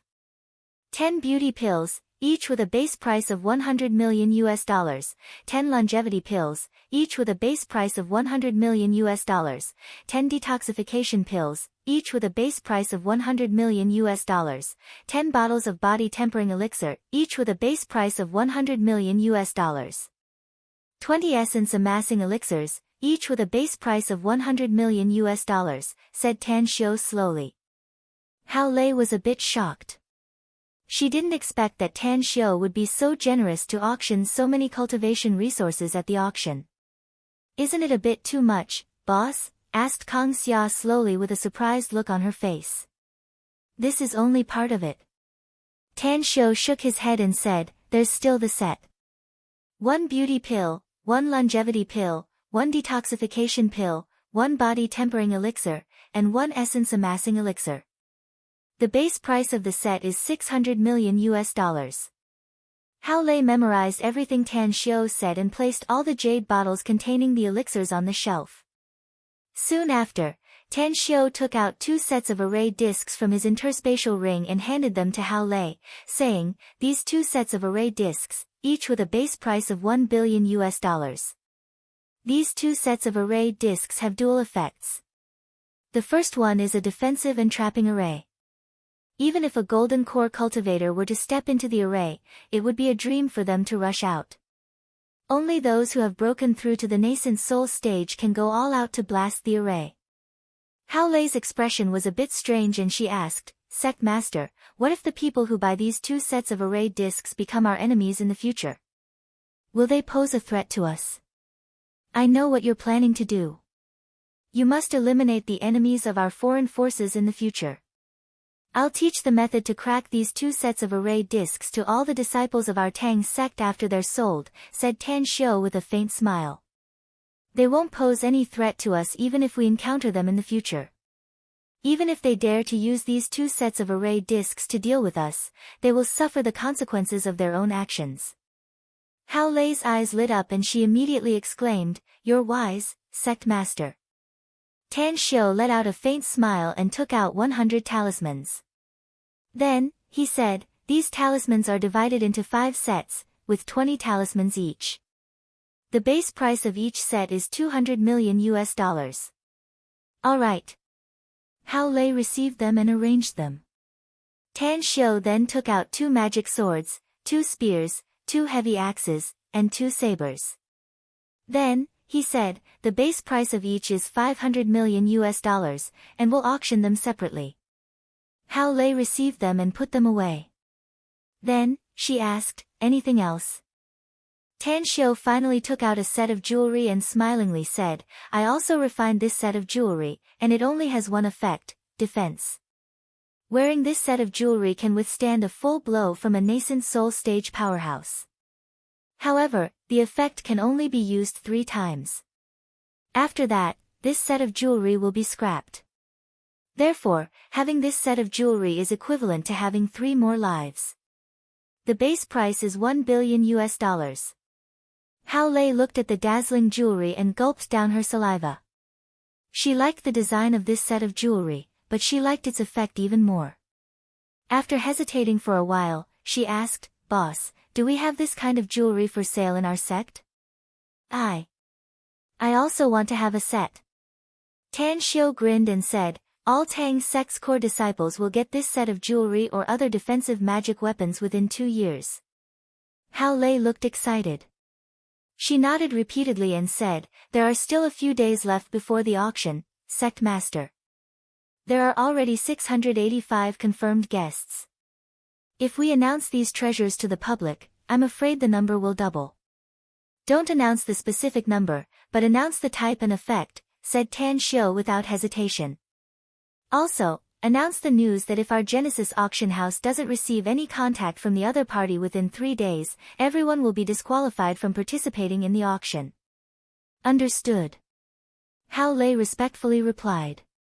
In the evening, just as Tan Xiu and Kang Xia were having dinner together, Mu Weining hurried over and brought a message to Tan Xiu. A man named Hu Shaokuan was looking for him and looked very anxious. After hearing Hu Shaokuan's name, Tan Xiu suddenly recalled something. He had received a call from Li Kai when he was in Jingmen Island. They had an appointment to meet in Star City, but Li Kai failed to keep the appointment and never went to Star City. Where is he now? Asked Tan Xiu. Mu Weining glanced at Kang Xia and said, he's in Lulu's Paradise Manor. We tried to call you, but your mobile was turned off, so I had to come here. Have you had dinner yet? Tan Xiu nodded and asked.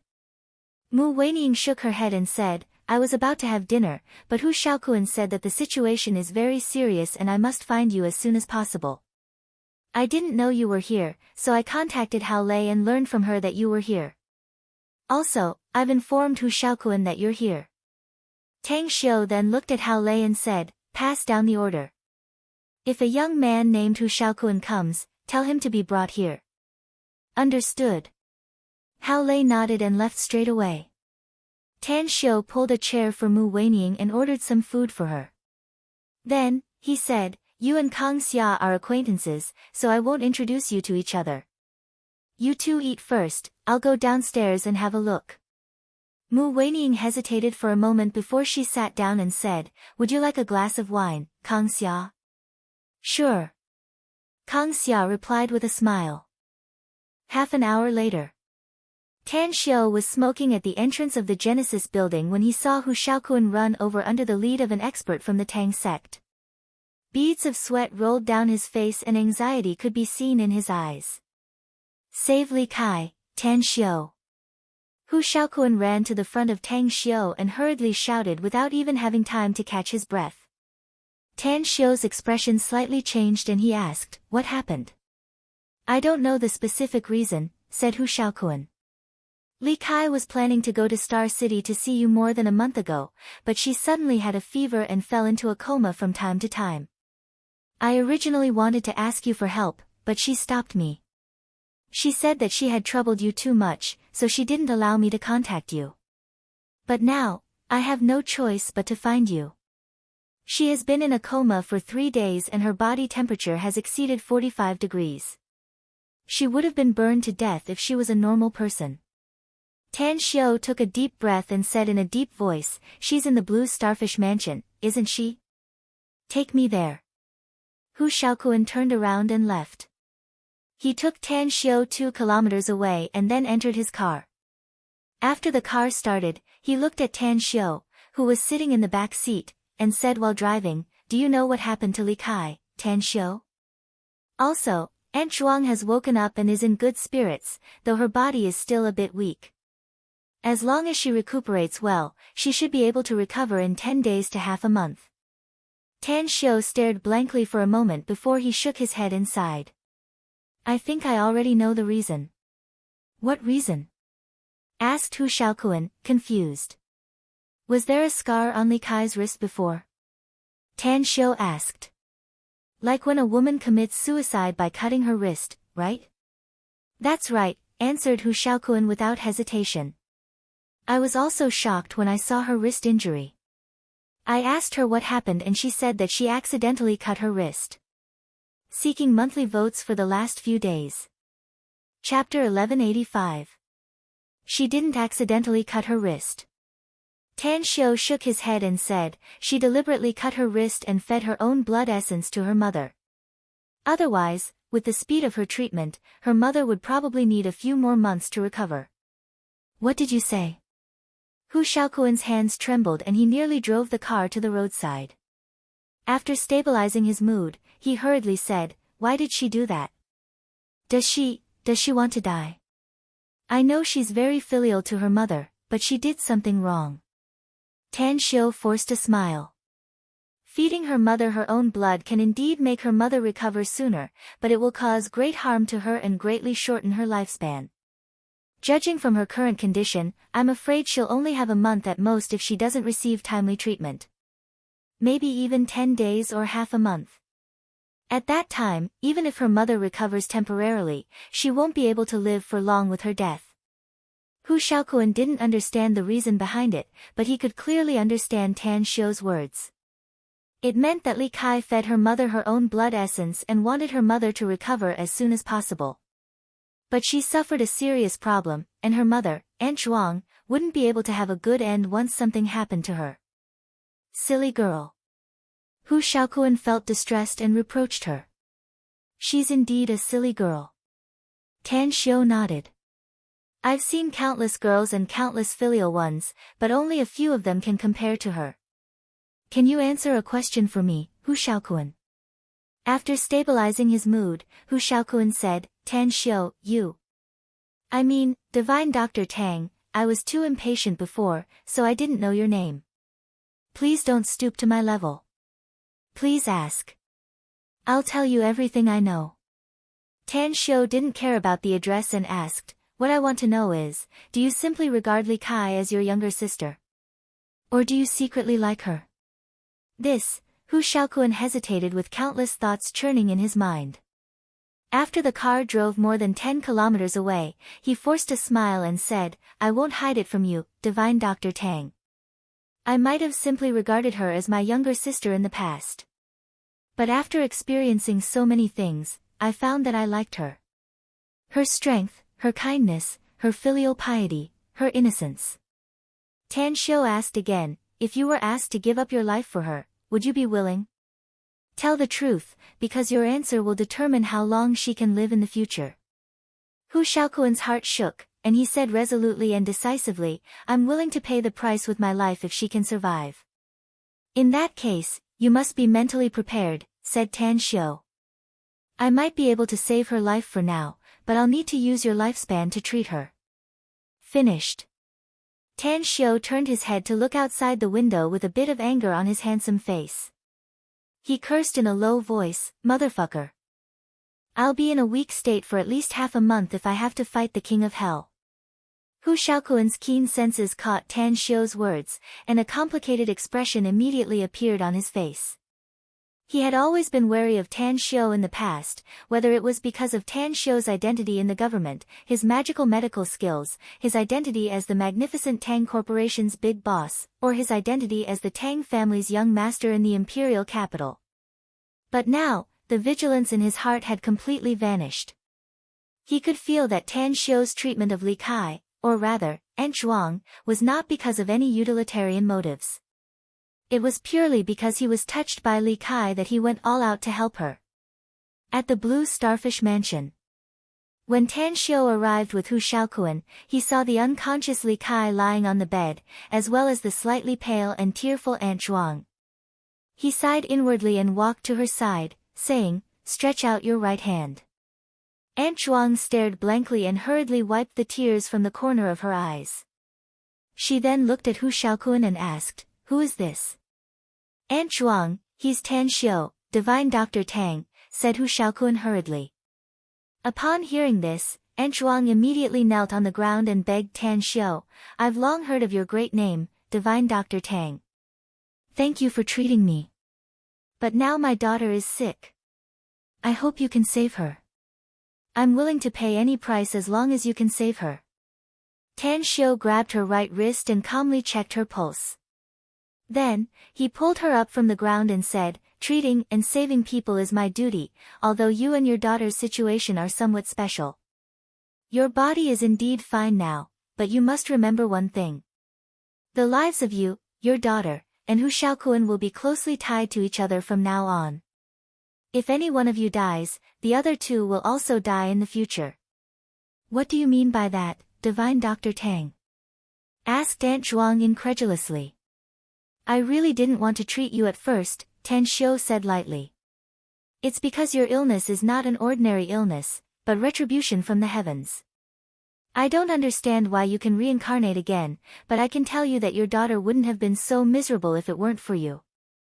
Upon hearing Tan Shou's words, An Zhuang seemed to have lost her soul and murmured, retribution. Is this retribution from the heavens? Don't tell me. Don't tell me that the things in my dream are all real. It's true, said Tan Shou. Bam, An Zhuang slumped to the ground and stared at Tan Shou. She suddenly said, so, I was a demon in my past life. A demoness who slaughtered hundreds of millions of people? Yes. Tan Shou nodded again. An Zhuang suddenly jumped up. As her 5 fingers spread out, a cloud of black smoke instantly drifted out. Then, she fiercely smashed her chest with her other hand and spurted a mouthful of blood into the black smoke. She then shouted, I'll bear all the sins I've committed. It has nothing to do with my daughter. If the heavens want my life, then I'll give it to them. Tan Shou's expression greatly changed. He didn't expect that An Zhuang would be able to unleash her magical power. Although the power she unleashed was very weak and was even weaker than a Foundation establishment cultivator, she would probably die here in a short time if she was allowed to unleash it. Bam! Tan Shou punched the back of her neck and knocked her unconscious. Then, he threw her on the sofa and shook his head while sighing. A loving mother and a filial daughter. What a pity. Hu Shaoquan watched helplessly as his previously dignified and virtuous An Zhuang unexpectedly released the black smoke and spurted out blood. His heart violently trembled a few times and disbelief was written all over his face. He didn't believe in immortals and demons before, but now that he saw it with his own eyes, he had no choice but to believe it. Hu Shaoquan, immediately send someone to find a rooster, a black dog, a tabby cat, and a turtle, said Tan Xiu. Also, send someone to buy an incense burner, spices, and a willow wooden sword. Hu Shaokuan nodded without hesitation and quickly left. About an hour later, Tan Xiu had found everything he needed. He slaughtered the chicken, the dog, the cat, and the turtle. The 4 spirit beasts array. After arranging the array as fast as possible, Tan Xiu ordered Hu Shaokuan to sit in the eye of the array and then said in a deep voice, "Ignore everything you see and hear. No one, no ghost, can hurt you. I'm going to demand your life from the King of Hell. I'm going to sever the fate of you, Li Kai, and her mother, so that you will become a lifeless person from now on." After sitting cross-legged, Hu Shaokuan looked up at Tan Xiu and asked, "What is a lifeless person?" "A lifeless person is your fate. You will disappear from this world and will no longer be under the supervision of the 6 paths of reincarnation," said Tan Xiu. "From now on, all you have to do is to be a mouse and avoid contact with others as much as possible. Avoid the heavenly Tao and keep your life." "I don't quite understand." Hu Shaokuan shook his head.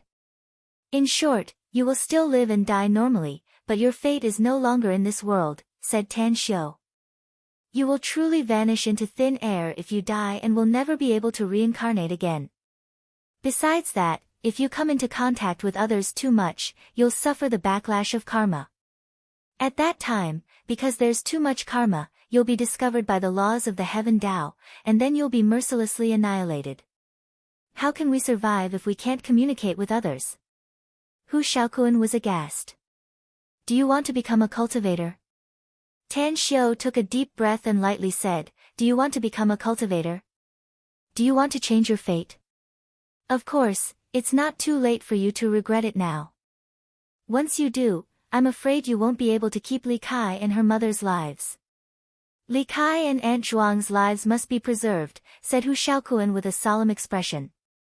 "What I want to know is how to change this fate. How to become a cultivator. Become a cultivator and break through to the spirit formation stage as fast as possible." Tan Xiu nodded. "Then wait until you leave this world in the future and go to a higher level world to have a look. Once you leave this world, you will no longer be under the supervision of this world. At that time, the 3 of you will be able to live a safe life in another world without any worries." "Can you really help me?" asked Hu Shaokuan hurriedly. "I can help you, but before that, you must cut off all ties with your family and cut off all the karmic ties in this world," said Tan Xiu. "Only then can I give you a chance. As long as you can seize this opportunity, you can join my sect and become a true cultivator." Hu Shaokuan looked at the unconscious Li Kai lying on the bed and the unconscious Aunt Zhuang lying on the sofa. After hesitating for a long time, he finally made up his mind and nodded. "I promise you, Divine Dr. Tang. But I need you to help me put on a show." Tan Xiu didn't have any problem with Hu Shaokuan helping him put on a show. He immediately activated the array and began to cast a secret technique. It was a very dangerous method to take the life of the King of Hell, but Tan Xiu's current strength couldn't be underestimated. Coupled with the support of the 4 spirit beast array, it was a lot safer. Chapter 1186. Although Tan Xiu's cultivation wasn't weak, he was still too weak to snatch someone's life from the King of Hell. As he used the secret technique, coupled with the operation of the 4 spirit beast formation, he slowly began to communicate with the netherworld, shielding himself from the supervision of the heavenly Tao. "Bastard, who dares to take over the Book of Life and Death?" A roar was transmitted to Tan Xiu's heart.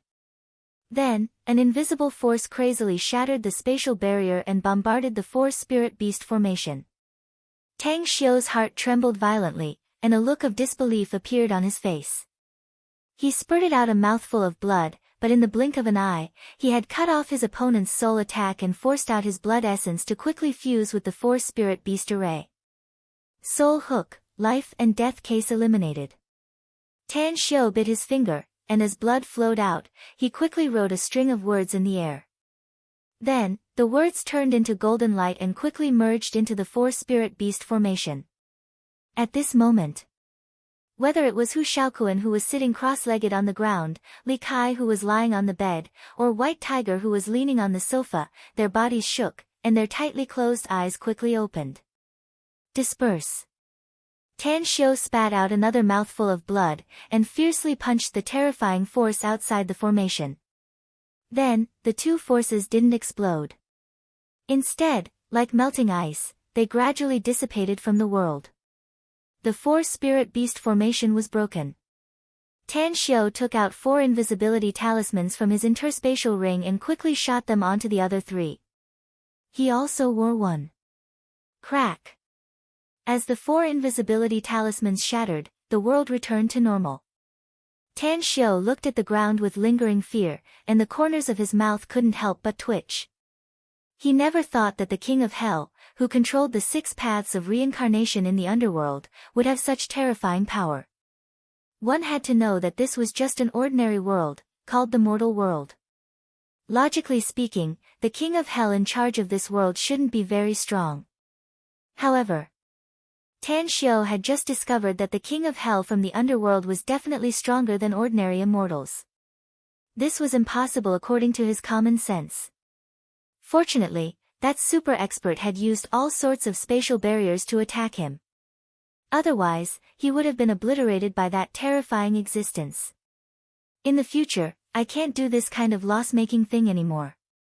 It's too damn dangerous. Tan Xiu wiped the bloodstain on the corner of his mouth. He looked at the 3 pairs of eyes and angrily said, "What are you guys still staring at? Hurry over and help me up. In order to defy the heavens and change your fates so that you won't die now, I've suffered a great loss." Li Kai jumped up from the bed and felt that the weakness she had been feeling for the past few days had completely disappeared. She immediately rushed to Tan Xiu and asked with a concerned face, "Are you all right, Divine Dr. Tang? Did you save me?" Tan Xiu said angrily, "If it wasn't me, did God save you out of kindness? Don't talk nonsense, hurry up and help me get up. Also, help me take out my phone, I need to make a call." "Oh, okay." After carefully propping up Tan Xiu, Li Kai asked in a low voice, "Who do you want to call, Divine Dr. Tang?" "Find a name called Gu Xiaoxue from the phone list and call her," said Tan Xiu. "I've consumed a lot of my strength and I don't even have the strength to lift my arm." Weakness. Ever since Tan Xiu returned to Earth, he had never felt such a strong feeling of weakness even though he had no cultivation at all. In that instant, the power in his body was almost completely drained. Even those planets became dim and lifeless, as if they were dead stars. Furthermore, his head felt like it was split open. He would have fainted from the pain if it wasn't for his powerful mental power. "Hello, Grand Master." Gu Xiaoxue's voice came from the phone. "Xiaoxue, immediately tell Ji Qimei to rush to Shanghai. My body is in a bit of a condition, so I need her to take charge here," said Tan Xiu. "Remember, don't tell your master about this. I don't want her to worry about me." "This, all right." Gu Xiaoxue replied and directly hung up the phone. 4 to 5 minutes later, a figure appeared in the room out of thin air. Ji Qimei could sense the energy fluctuations in the surrounding air. A look of disbelief was cast on her face as she hurriedly said, "Lord, Yuan, the King of Hell of this world just fought. It was just a trivial matter, but I didn't expect that it would alarm the King of Hell of this world." Tan Xiu forced a smile. "What's more, I didn't expect him to be very powerful. Even if he hasn't reached the golden immortal stage, I'm afraid he's not much weaker. It's really hard to believe. Everything in this world is different from other worlds," said Ji Qimei. "You were too careless this time, my lord." Tan Xiu nodded and sighed. "Since it has happened and my purpose has been achieved, it can be said that I've obtained the final victory. You'll stay in Shanghai for the next week. The auction is about to begin, and I'm worried that cultivators from other forces will come to make trouble." Ji Qimei took out a holy healing pill from her interspatial ring and stuffed it into Tan Xiu's mouth. Then, she said, "This subordinate will listen to your arrangement, my lord." "Don't just give me a holy healing pill," said Tan Xiu. "The power in my body has been sucked dry, and I can't even lift a finger now. Give me some essence amassing pills and protect me for the time being. Understood. Ji Qimei took out the essence amassing pills and stuffed them into Tan Xiu's mouth. She simply ignored the other 3 people in the room and directly sat cross-legged in front of Tan Xiu, quietly protecting him. 2 whole days passed. After taking 36 essence amassing pills, Tang Xiu was barely able to recover half of it. However, it would be very difficult for him to fully recover his lost life origin blood essence in a month or 2. Li Kai, her mother, and Hu Xiaoquan had already left the room 2 days ago. However, Hu Xiaoquan remembered Tan Xiu's previous instructions, so the 3 of them stayed in the next room and had their meals delivered to the room. Furthermore, Li Kai and her mother had learned from Hu Xiaoquan what Tan Xiu had said before. The 3 of them were very nervous, but their lives were saved, so they felt slightly relieved. Knock, knock, Tan Xiu took Ji Qimei and knocked on the next door. After pushing the door and entering, he saw the drowsy Hu Xiaoquan and, as well as Li Kai, who was sitting cross-legged on the floor and cultivating.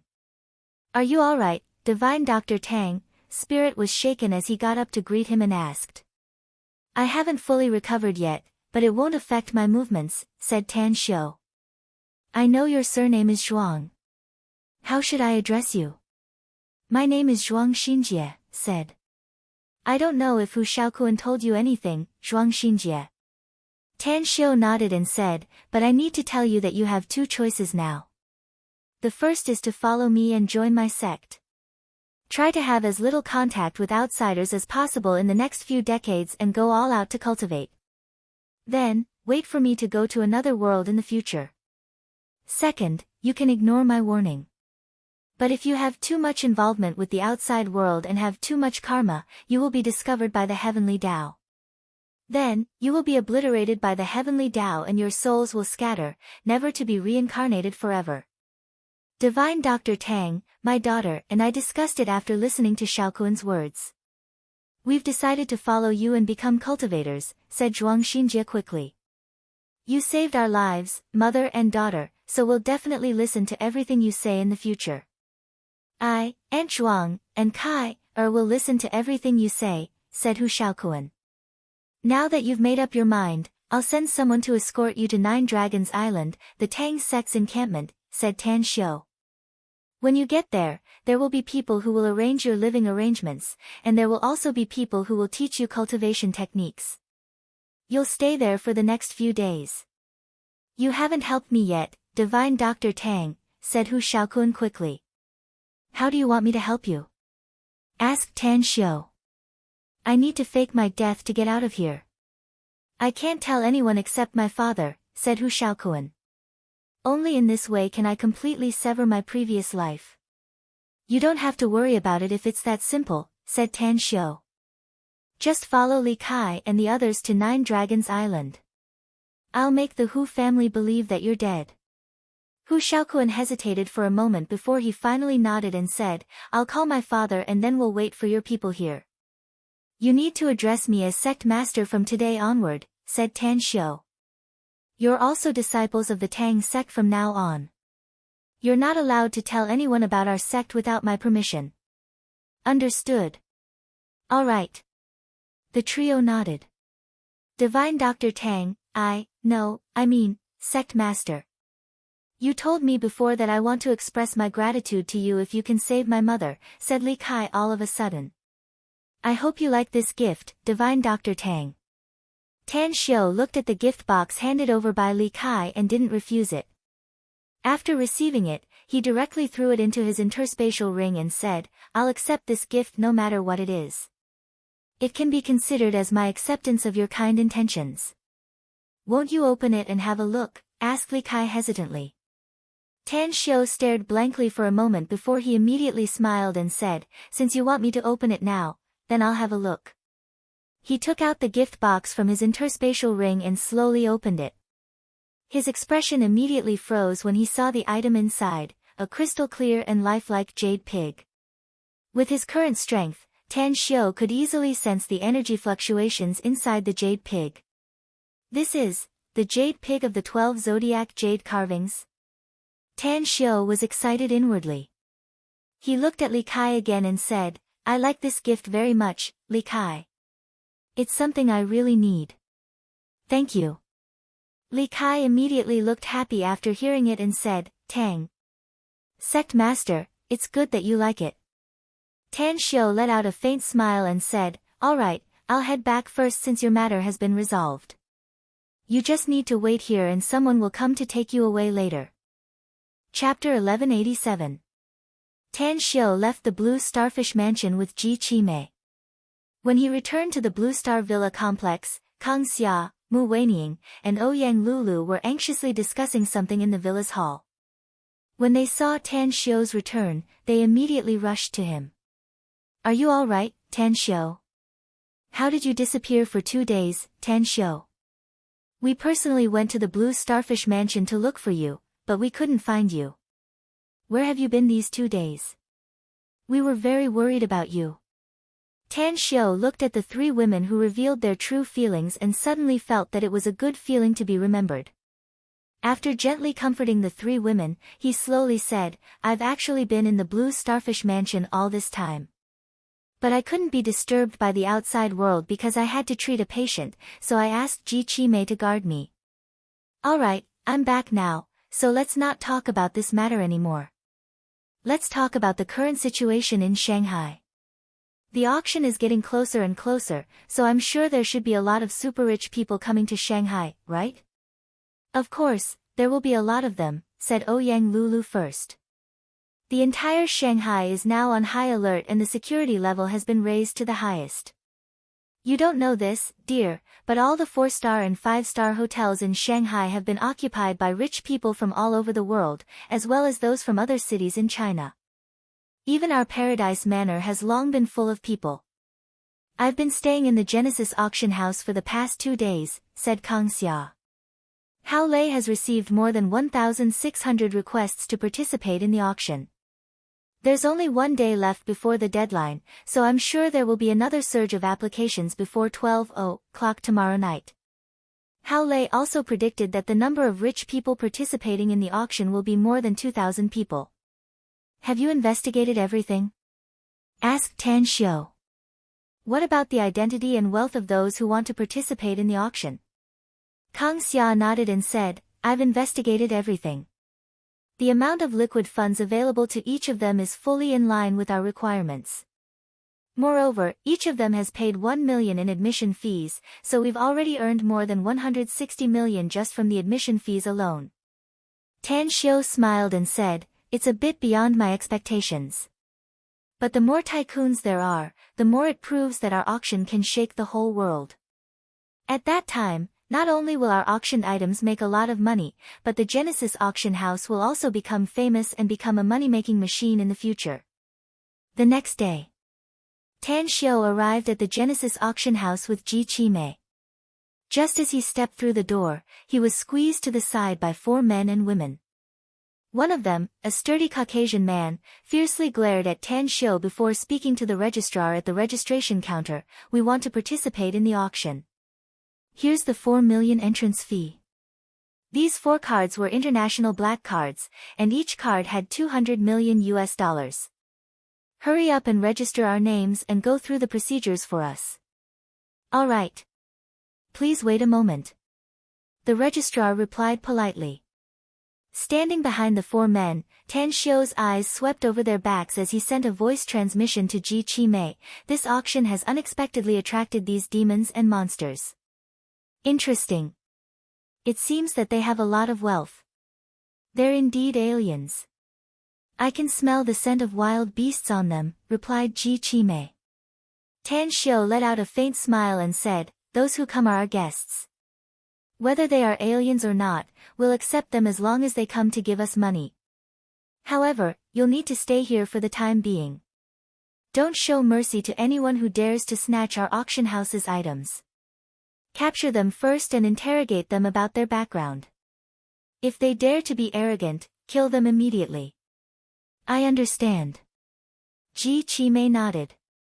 Tan Xiu waved his hand to indicate that Ji Qimei was free to do as she pleased. Then, he went straight into the auction house and took the elevator to the third floor. As the elevator door opened, Tan Xiu saw Hao Lei waiting outside. Sect Master. Hao Lei respectfully greeted him. Did anything happen in the past 2 days? Asked Tan Xiu. No. Everything went smoothly. Hao Lei shook her head. I've called Ji Qimei to come here, so you don't need to worry about anyone coming to make trouble. Tan Xiu nodded. Also, you must prepare in advance the process of the auction, as well as the things you need to prepare for the auction. If you don't know much about it, just invite the world's most famous auction house members. Even if you have to spend money, you must find a powerful host. Yesterday, Ouyang Lulu invited the most famous gold medal host of the Red Spider auction in Las Vegas, M Country. Hao Lei smiled and said, this gold medal host is very strong. I've watched the auctions he presided over. He's very powerful and always gets a huge harvest. Ouyang Lulu. Tan Xiu was astonished. How does she know this powerful host? A strange expression appeared on Hao Lei's beautiful face. She covered her mouth and chuckled. I've also asked Ouyang Lulu about this. She told me that she once had a fight with this gold medal host. The result was that they were evenly matched and no one got the upper hand. Thus, they gradually became friends after a fight. It's said that this gold medal host traveled to Jingmen Island a few years ago and encountered some troubles there. It was Ouyang Lulu who helped him solve all his troubles and personally accompanied him for a few days. Tan Xiu suddenly understood and said with a smile, Lulu is someone who would do such a thing given her character. Anyways, let's go to your office and have a chat. Hao Lei nodded and was about to take Tan Xiu to her office when her mobile suddenly rang. A few seconds after she answered it, her expression slightly changed. She quickly looked at Tan Xiu and said, Sect Master, some people are making trouble downstairs. I heard they're about to fight. Who are they? Asked Tan Xiu with a frown. The people downstairs don't know their identities, said Hao Lei. Let's go down and have a look since we've bumped into them, said Tan Xiu. Even if the Heavenly King himself comes, he must behave himself and act according to the rules of our auction house. On the first floor. 4 men and women stood in front of the registration desk, glaring at a man and a woman in front of them. A disdainful look flashed in the burly man's eyes as he stared at the man in front of him and said, "And Xionghu, you're just an eggless trash. Don't hide behind a woman if you have the guts. I've long wanted to deal with you. If it weren't for this woman protecting you, I would have twisted your head off and turned it into a wine pot." And Xionghu's complexion was a bit pale. He turned to look at the coquettish woman beside him and then lowered his head in silence. Beside him, the gorgeous woman looked angry and glared at the seemingly cowardly Xionghu. Then, she looked at the 4 people in front of her and coldly snorted, "Shut your stinky mouths if you don't want to lie on the sickbed for a few more months. I'm in a good mood today, so I don't want to bicker with you. Else, I'll make you look good if you really piss me off." The big Caucasian man was obviously a bit afraid of this woman. After humming twice, he said, "Anglo, this woman was the one who seriously injured you, wasn't she? If it were up to you, don't just stay silent. The 4 of us will join hands and directly cripple her. If the Grand Elder blames us, the 4 of us will bear the consequences together. I'm sure we won't be punished too heavily even if the Grand Elder blames us given our status." The man called Anglo shook his head and said, "I'm here for the pills and weapons, not to stir up trouble. Do it yourself if you want to kill them. However, I must warn you in advance that one of the shareholders of the Genesis auction house is the Magnificent Tang Corporation. What the Magnificent Tang Corporation hates the most are foreigners who spend their money to make trouble for their country. I'm sure you've heard about what happened in Star City more than a month ago. If you really don't want to participate in the auction, then do it directly." Upon hearing this, the big Caucasian man immediately spat at the glamorous woman and sneered, "I won't clean you up today. But just you wait. After the auction is over, the 4 of us will teach you a good lesson. We'll let you know that all the men in the world are much stronger than your cowardly companion. You're courting death.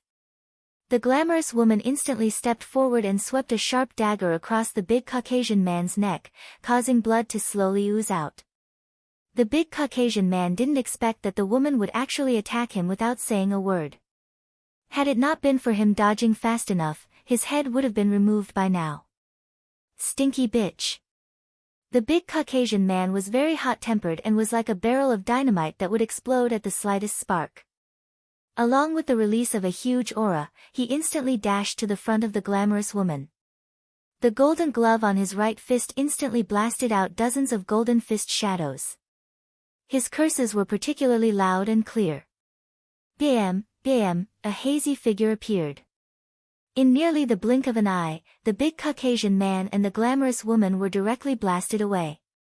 Tan Xiu clapped his hands and overbearingly said, "It has nothing to do with me if you fight to the death in other places. But don't blame me for being ruthless if you want to run amok in my Genesis auction house. Register immediately and get the hell out of here." The big Caucasian man and his companion were shocked and intimidated by Tan Xiu's terrifying strength. They hesitated for a moment, but eventually gave up on retaliating and left in a somewhat embarrassed manner. The glamorous woman, on the other hand, looked a bit pale. Her beautiful eyes kept lingering on Tan Xiu's body. He was definitely a young man, yet he was able to send her and the big Caucasian man flying. His strength was truly terrifying. Tan Xiu glared at the glamorous woman and said in a deep voice, "Why are you still staring blankly? Hurry up and register and get the hell out of here. Come again when the auction starts."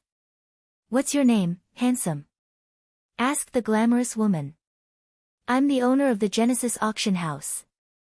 "You can call me Tang," said Tan Xiu indifferently. 5 explosive chapters. Please follow the WeChat public account, Quiet Night Thoughts. I'm begging for a monthly vote. Chapter 1188. The woman stared blankly for a moment before a surprised look appeared on her face. She originally thought that Tan Xiu was only a security guard of the Genesis auction house due to his young age. She didn't expect that he turned out to be the owner of the auction house. He's not simple at all. The thought flashed in the woman's mind. She immediately bowed slightly and said, "Since Boss Tang personally came forward, then I won't bicker with this little wolf cub. Anyways, may I have the honor to invite you to dinner tonight, Boss Tang?" In a flash, Angelo's complexion changed and a bit of humiliation finally appeared in his eyes. He growled in a low voice, "Senya." The gorgeous woman indifferently glanced at Angelo and lightly said, "It's a great honor to have dinner with Boss Tang. You can go back to sleep if you don't feel good about it." "What do you mean?" Angelo angrily asked. Tan Xiu secretly shook his head and raised his hand. "You too, forget it. I still have something to do tonight, so I'm afraid I can't accompany you to dinner. Both of you, if you're done registering, you may leave." Having said that, intense killing intent flashed in his eyes in an instant, and he said in a deep voice, "The rules of the Genesis auction house state that no one is allowed to fight or cause trouble here. Otherwise, it's equivalent to going against the Genesis auction house. No one can afford the consequences." "That's right." The short-lived storm ended after Tan Xiu revealed his strength, but the matter spread at an extremely fast speed. In just a few hours, all the rich and powerful people from all over the world knew about it. Therefore, many rich and powerful people began to send people to investigate and finally determined that the owner of the Genesis auction house was the owner of the magnificent Tang Corporation. Tan Xiu. Even the news that Tan Xiu was a cultivator also spread out. Following that, wealthy people from all over the world sent invitations to Tan Xiu one after another, hoping to invite Tan Xiu to dine with them. It could be said that their intentions were obvious. Their purpose was nothing more than to befriend Tan Xiu. It would be best if they could obtain more benefits from this auction. After rejecting all of them, Tan Xiu didn't even return to the Blue Star Villa complex. Instead, he squatted in the Genesis auction house every day. In addition to cultivating, he also took advantage of the last few days to craft several exquisite gadgets. These gadgets were almost all accessories, and they were of no help to a cultivator in improving their strength. However, They had some effect in combat, and that was defense. December 1st. At 6:00 in the morning, when Tan Xiu appeared on the roof of the Genesis auction house, Ji Qimei was already standing there quietly watching the flow of people at the entrance. More than 2,400 people. Every registered tycoon could only bring one underling, which meant that there were more than 4,800 people participating in the auction. Because the auction hall was very large, it could accommodate 5,000 to 6,000 people. Therefore, the number of people participating in the auction was acceptable. Lord, is it time to open the door? Ji Qimei turned around and asked. It's time to open the door. Tan Xiu nodded and said, but this auction is very important, so I need you to use your spiritual sense to observe who brings weapons here without permission. I've used my spiritual sense to observe. Most of these people are armed, and a small number of them are carrying magic treasures, said Ji Qimei. I'm afraid it will be troublesome if they are prohibited from bringing weapons into the auction hall. Tan Xiu thought for a while and immediately forced a smile. Since there's no way to ban them all, then forget it. If anyone dares to make trouble in the auction, just kill them directly. After saying that, he took out his mobile phone, dialed Hao Lei's number, and said, open the door and verify their identity. Then let everyone enter the auction hall according to their number plate. Do remember to seriously tell them that anyone who doesn't sit according to their number plate will be expelled from the auction hall once found out. Understood. Hao Lei replied. After hanging up the phone, she quickly appeared at the auction house's entrance. As dozens of strong men took control of the scene, Hao Lei said in a deep voice, everyone, will verify the number plate you received when you registered. Once you pass the verification, you can enter the auction hall. Also, please take your seat according to your number plate. If anyone sits in someone else's seat, our staff will find out and expel them from the auction hall. 2 hours later. More than 4,800 people entered the auction hall in an orderly manner. Spacious sofas were placed in rows, with small wooden cabinets between each sofa with drinks, fruits, and snacks placed on them. At the innermost side was a 2-meter-high, 100-square-meter auction stage. Behind the auction stage was a huge projector that played the advertisements of the magnificent Tang Corporation and Grand Fortune Jewelry.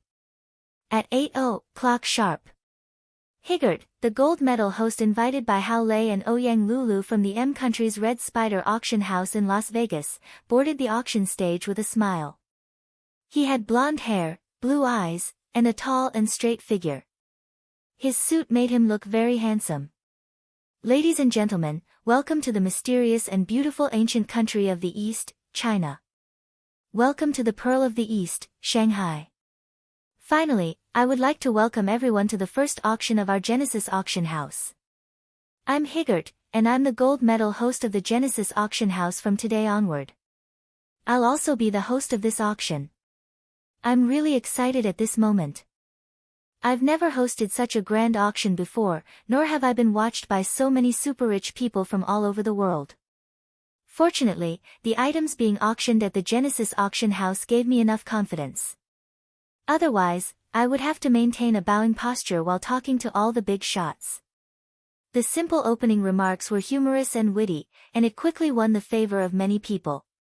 Shortly after, Higgert announced the official start of the auction. The first auction item is a set of precious jewelry. Aside from being beautiful, this set of jewelry also has another function, one that even I'm not familiar with, defense. According to the client's instructions, any guest who wears this set of jewelry can resist a full blow from a nascent soul stage cultivator. However, the effect can only be used 3 times in the face of that level of attack. After 3 times, the set of jewelry will be scrapped. Therefore, having this set of jewelry is equivalent to having 3 more lives. The base price is $1 billion. Each bid increment must be no less than $50 million. The bidding begins now. Higgert turned to look at the beautiful staff next to him. The moment he lifted the tray, a set of exquisite jewelry appeared on the projector screen. Hua! At least 1/3 of the guests in the entire auction venue burst into an uproar. Never in their wildest dreams had they imagined that the first item to be auctioned in the first auction of the Genesis auction house would be a magical weapon refined by a martial cultivator. It was a defensive type of jewelry. Higgert was very satisfied with the reaction of the guests. In order to auction this set of jewelry at a high price, he once again said, "Ladies and gentlemen, even if you don't need this set of exquisite defensive jewelry, you can still give it to the people you care about the most, such as your wife or your children. Today's society is full of danger everywhere. I think many of you should have seen a movie called Final Destination. Danger and death may be shrouding us all the time. If you want to avoid danger again and again and live a safe and sound life, then please start the bidding. Each bid increment must be at least $50 million US. $2 billion US. In the audience, a Caucasian man grabbed the loudspeaker and said loudly. His eyes didn't look at the host, Higgert, nor did he look at the people around him. Instead, he stared at the projector screen and watched the set of hand gestures. $1 billion US. $2 billion US. 20. Although the first bidder was a Caucasian man who directly doubled the price, it still didn't stop the other bidders' impulse. Many people were well aware that Higgert was right. Having such a set of defensive magic weapons was definitely equivalent to having 3 more lives. The price soared all the way up. The soaring speed made the host, Higgert, dumbfounded. His heartbeat was even faster and fiercer than when he hosted the first auction. $4 billion US. A loud shout came from the spectator seats. The one who made the bid was an old man with a head full of white hair and a walking stick in his hand. Higgert's scalp went somewhat numb. He had hosted hundreds of auctions in the past. Sometimes, the amount of auction funds could exceed $4 billion US. However, that was the normal auction funds. What was $4 billion US now? Was it the price of the first auction item? The white-haired old man got up and held the loudspeaker in his other hand as he asked, "Mr. Host, since no one else is bidding against me, can you announce that this set of jewelry belongs to me now?" Higgert was as though he just woke up from a dream and hurriedly said, "Sir, I'm afraid you might laugh at me, but I'm really shocked by your generosity.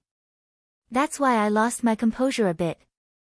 I hope you won't laugh at a poor man like me who has never seen much money. $4 billion US.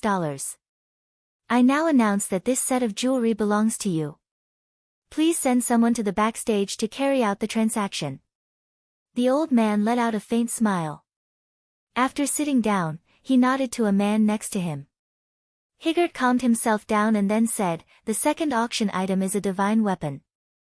It's said that this divine weapon has once slain a fierce beast and split a several 100-meter-high mountain. Although I feel that these rumors are somewhat exaggerated, the client told me so I can only tell you that the base price is $500 million US. That's right, the client also said that this godly spear is a magic treasure, a very powerful magic treasure. Let's continue today. I'm begging for monthly votes." Chapter 1189.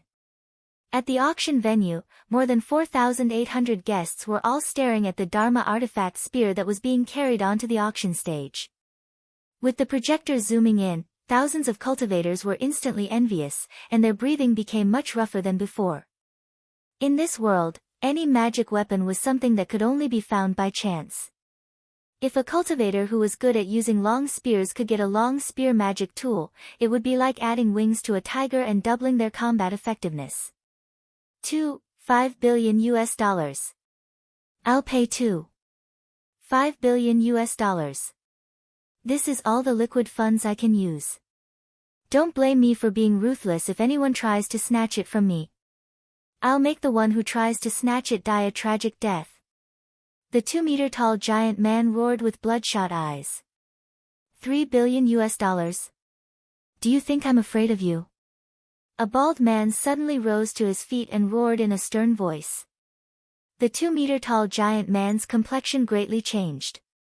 His killing intent surged and his figure instantly dashed toward the auction stage like a sharp arrow. Since he couldn't buy it, he decided to snatch it even if he had to snatch it.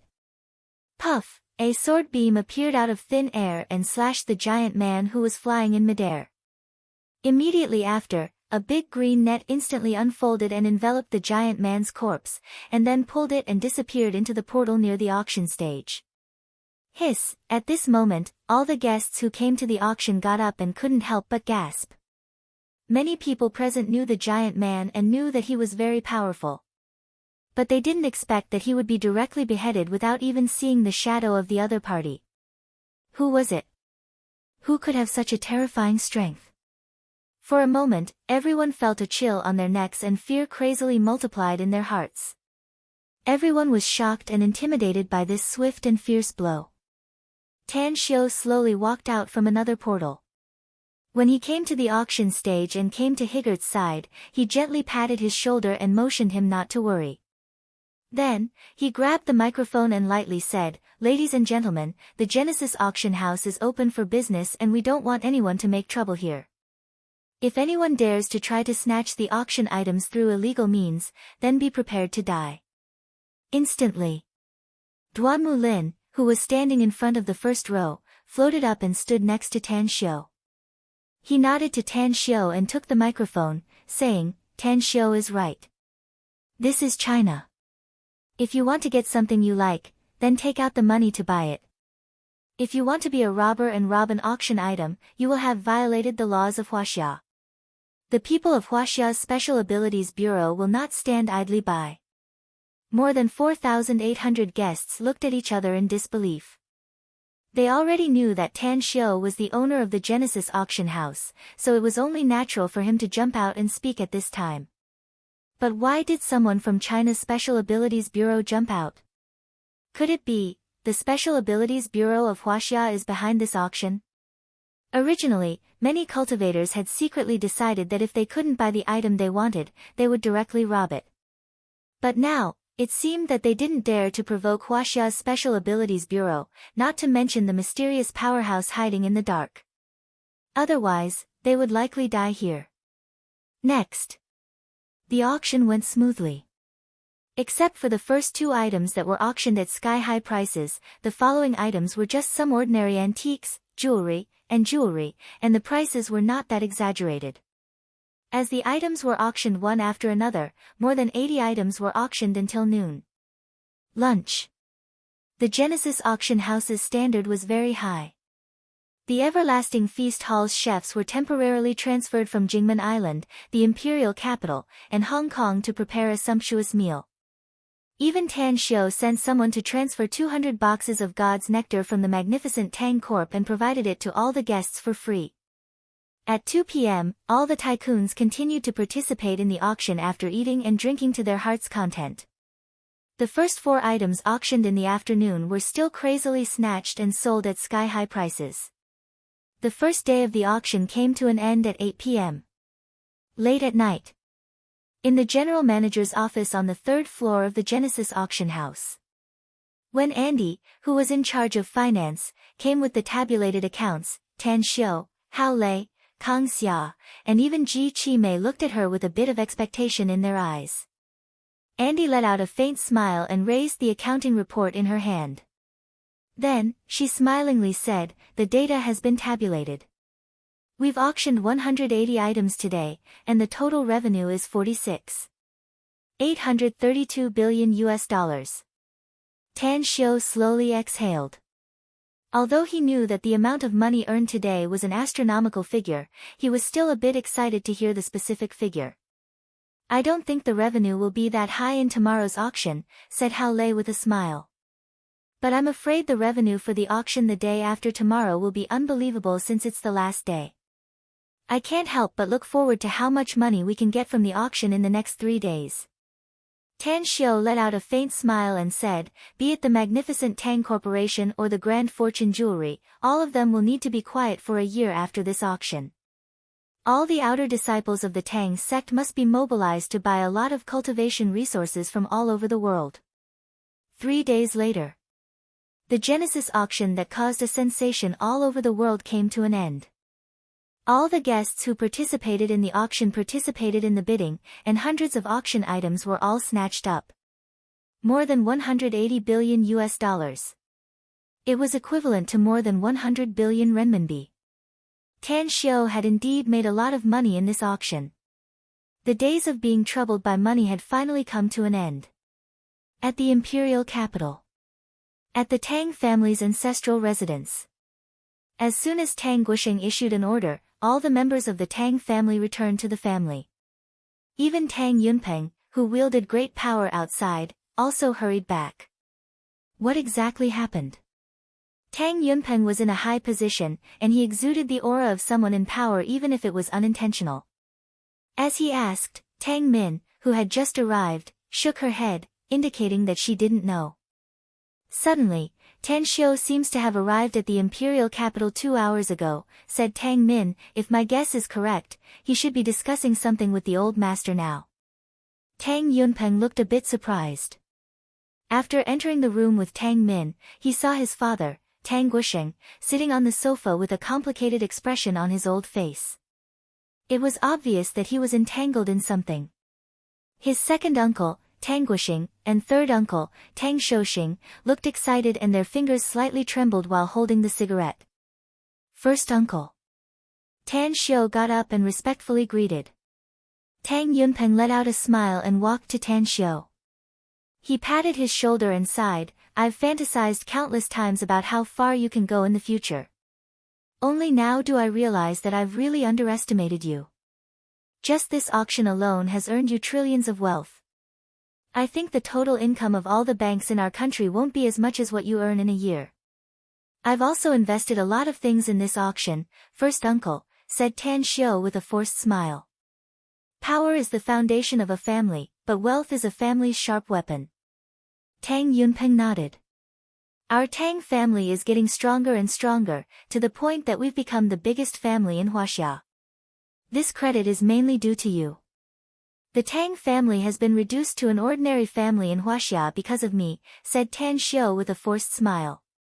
What do you mean? Tang Yunpeng stared blankly and immediately frowned. Tang Guosheng sighed and waved at Tang Yunpeng. Then, he forced a smile and said, I'll tell you later, Yunpeng. Call everyone in. I have something important to announce. Tang Yunpeng hesitated for a moment before he turned and walked to the door. There, he called all the core members of the Tang family to the room. Their eyes kept wandering back and forth between Tan Xiu and Tang Guosheng. Tang Guosheng took a deep breath and said in a deep voice, since all the core members of the Tang family are here, then I have something to announce. All of you, listen to me. The Tang family's patriarch position will be handed over to Tang Yunpeng from now on, and all the trivial matters of the family will be decided by Yunpeng alone. Dad. Tang Yunpeng's expression changed and hurriedly called out. His eyes quickly glanced at his second uncle, Tang Guosheng, and third uncle, Tang Guoshou, only to find that they didn't care about it as if they already knew about it. I'm getting old, Yunpeng, said Tang Guosheng. It's time for me to hand over the family's power. Please don't blame me, father. The Tang family needs you to carry it alone in the future. As long as you can hold it for 10 years, you can pick a successor after that, and then you can be free. I'm confused by your words, Dad. Tang Yunpeng frowned. I can't blame you even if I take over the Tang family's patriarch position. This is a happy event, and I should be happy about it. Tang Guosheng forced a smile and shook his head. Then, he spoke again, now, I'll announce the last order of the Tang family's patriarch. Aside from Tang Yunpeng, all the other core members of the Tang family, whether they have official positions or businesses, are to give up all of them. Arrange everything in the official circles, and leave everything in the business circle to Kang Xia of the magnificent Tang Corporation. What? What happened? This. All the members of the Tang family were dumbfounded. All of them looked at Tang Guosheng with disbelief, as if they had heard the most shocking news. Handing over power. Handing it over to the company. Did something big happen to the Tang family? Otherwise, how could it be? I'll give you 7 days. Solve all your matters in 7 days, said Tang Guosheng in a deep voice. 7 days later, all the core members of the Tang family will leave the imperial capital and China. I'm sure you all know about the 9 Dragons Island that Xiu has bought. 7 days later, all the core members of the Tang family will move to Nine Dragons Island. Henceforth, aside from Tang Yunpeng, the rest of the Tang family will no longer concern themselves with worldly affairs.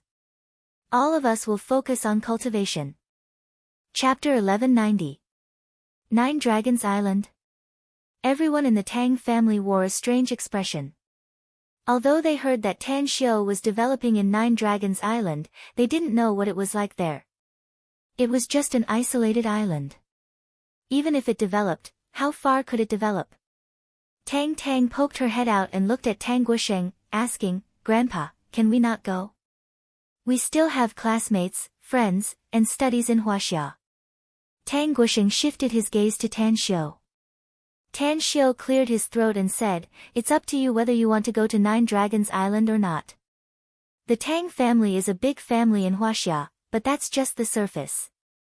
There are countless cultivation families in Huaxia, and some powerful families are hidden deep in the mountains and forests.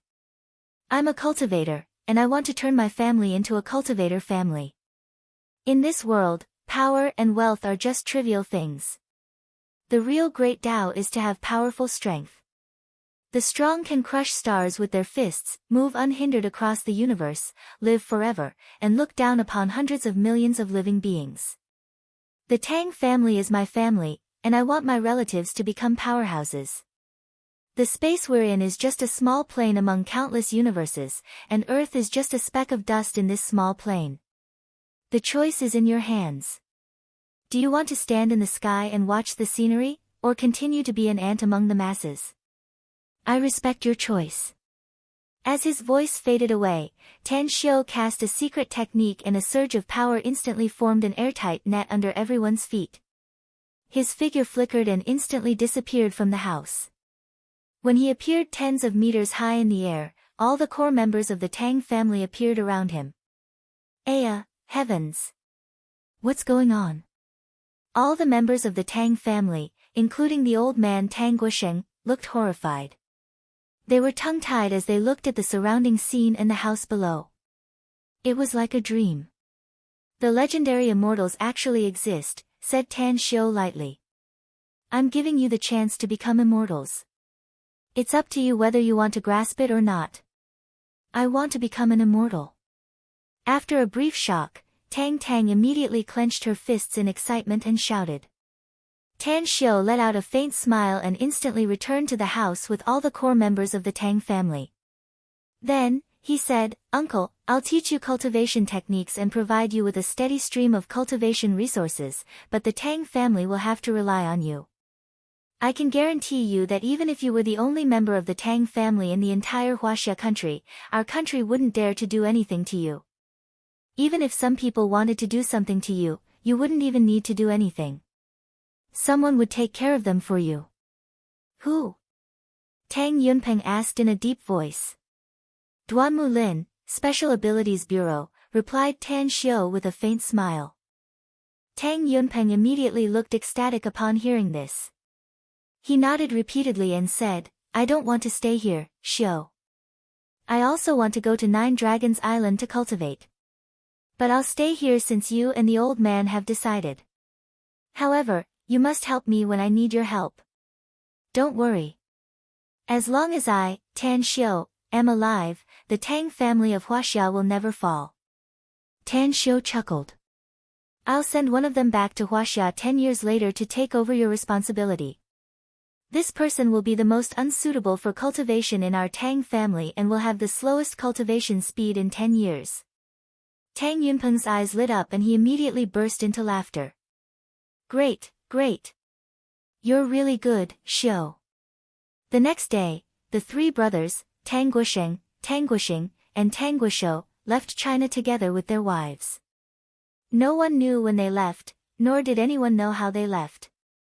It was as if they disappeared into thin air. Even the guards and medical staff around Tang Guosheng didn't know about it. The fourth day, Tang Yunda, Tang Min, Tang Dong, Tang Yan, Tang Yunqing, and Tang Dong left with their wives and husbands. No one knew how they left. It was as if they disappeared into thin air in China. The fifth day, Tang Ning, Tang Ying, Tang Wei, Tang Tang, Tang Ji, and the only outsider, Chu Yi, directly disappeared from the imperial capital. The seventh day, all the loyal subordinates that the Tang family had cultivated had disappeared from the imperial capital and the Huaxia country. It was as if they had vanished from the face of the earth. Countless forces began to investigate, but they couldn't find any trace of them. At the same time, the incident that happened to the Tang family finally broke out. All the influential families in the imperial capital, as well as the big shots in China, had activated the highest intelligence network and began to go all out to investigate the whereabouts of the core members of the Tang family. However, they found nothing in the end. However, in the course of the investigation, they found out that Tang Min had resigned, Tang Yunqing had retired, and all the members of the Tang family who worked in the government had taken the initiative to resign from their posts. Afterward, all the companies controlled by the Tang family were merged into the magnificent Tang Corporation. The imperial capital, the Tang family's ancestral residence. Tang Yunpeng looked at the empty Tang family's residence. There used to be some people living here, but now it was lifeless. Except for the dozens of Tang family's martial artists who stayed to protect him and 2 foundation establishment stage experts from the Tang sect, there was no one else. Knock, knock. The door was knocked. Zhu Jianhua, Tang Yunpeng's secret technique, quickly came to his front and reported, "Patriarch, there's a guest." Tang Yunpeng frowned and said, "How many waves has it been today? I'm tired after dealing with it all day. Tell him that I'm already resting because I'm too tired." He said that he's Duan Mulin. He said that you'll definitely meet him if I tell you his name, said Zhu Jianhua in a low voice. Duan Mulin? The director of the Special Abilities Bureau? Tang Yunpeng's spirit was shaken. He immediately got up and walked toward the door. When he saw Duan Mulin standing quietly under a tree in the front yard with a faint smile on his face, he hurriedly greeted him and said, "Director Duanmu, how come you're here?" Duan Mulin observed Tang Yunpeng and smilingly said, "I promised Tan Xiu that I'll personally visit your Tang family under the watchful eyes of countless people. That brat will definitely get angry if I don't come." Angry? Tang Yunpeng was shaken inwardly. He faintly realized that the relationship between his nephew, Tan Xiu, and Duan Mulin was probably not simple. Tang Yunpeng invited Duan Mulin to the house in the backyard. After taking a seat, he said, "Director Duanmu, Xiu seems to still be in the imperial capital. Have you seen him?" "No." Duan Mulin shook his head. Having said that, his eyes shifted to Zhu Jianhua, who followed him inside. Tang Yunpeng followed Duan Mulin's gaze and immediately understood what he was thinking. He waved and said, "Jianhua, get us some dishes to go with the wine and bring those 2 bottles of God's nectar. I'm going to have a few drinks with Director Duanmu today." Understood. Zhu Jianhua realized that Duan Mulin had something to discuss with Tang Yunpeng, so he immediately nodded and left. Duan Mulin nodded and said with a smile, "Yunpeng. Come to think of it, I've watched you grow up. I even held you when you were born." Cough, cough, Tang Yunpeng couldn't catch his breath and coughed a few times. Then, with an awkward expression, he forced a smile and said, "You're really someone who won't stop until you startle someone to death. How many years has it been? How come you suddenly brought this up? Don't you think we're very close?" asked Duan Mulin with a smile. Tang Yunpeng stared blankly and keenly realized that Duan Mulin seemed to be showing goodwill to him. But why? He was the dignified director of China's Special Abilities Bureau. Although he didn't show his face in public, he had great power. Even if he was a high-ranking official, he had to show a smiling face in front of him. How come he suddenly came to show goodwill to him? Was it because of Tan Xiu? Tang Yunpeng slowly nodded and seriously said, "You and my father are old friends, and you have a deep relationship with Tan Xiu. You and my Tang family have a deep relationship, so it's natural that we're very close." Duan Mulin smiled with satisfaction and said, "I'm relieved since you're aware of it. You must mention me in front of Tan Xiu in the future.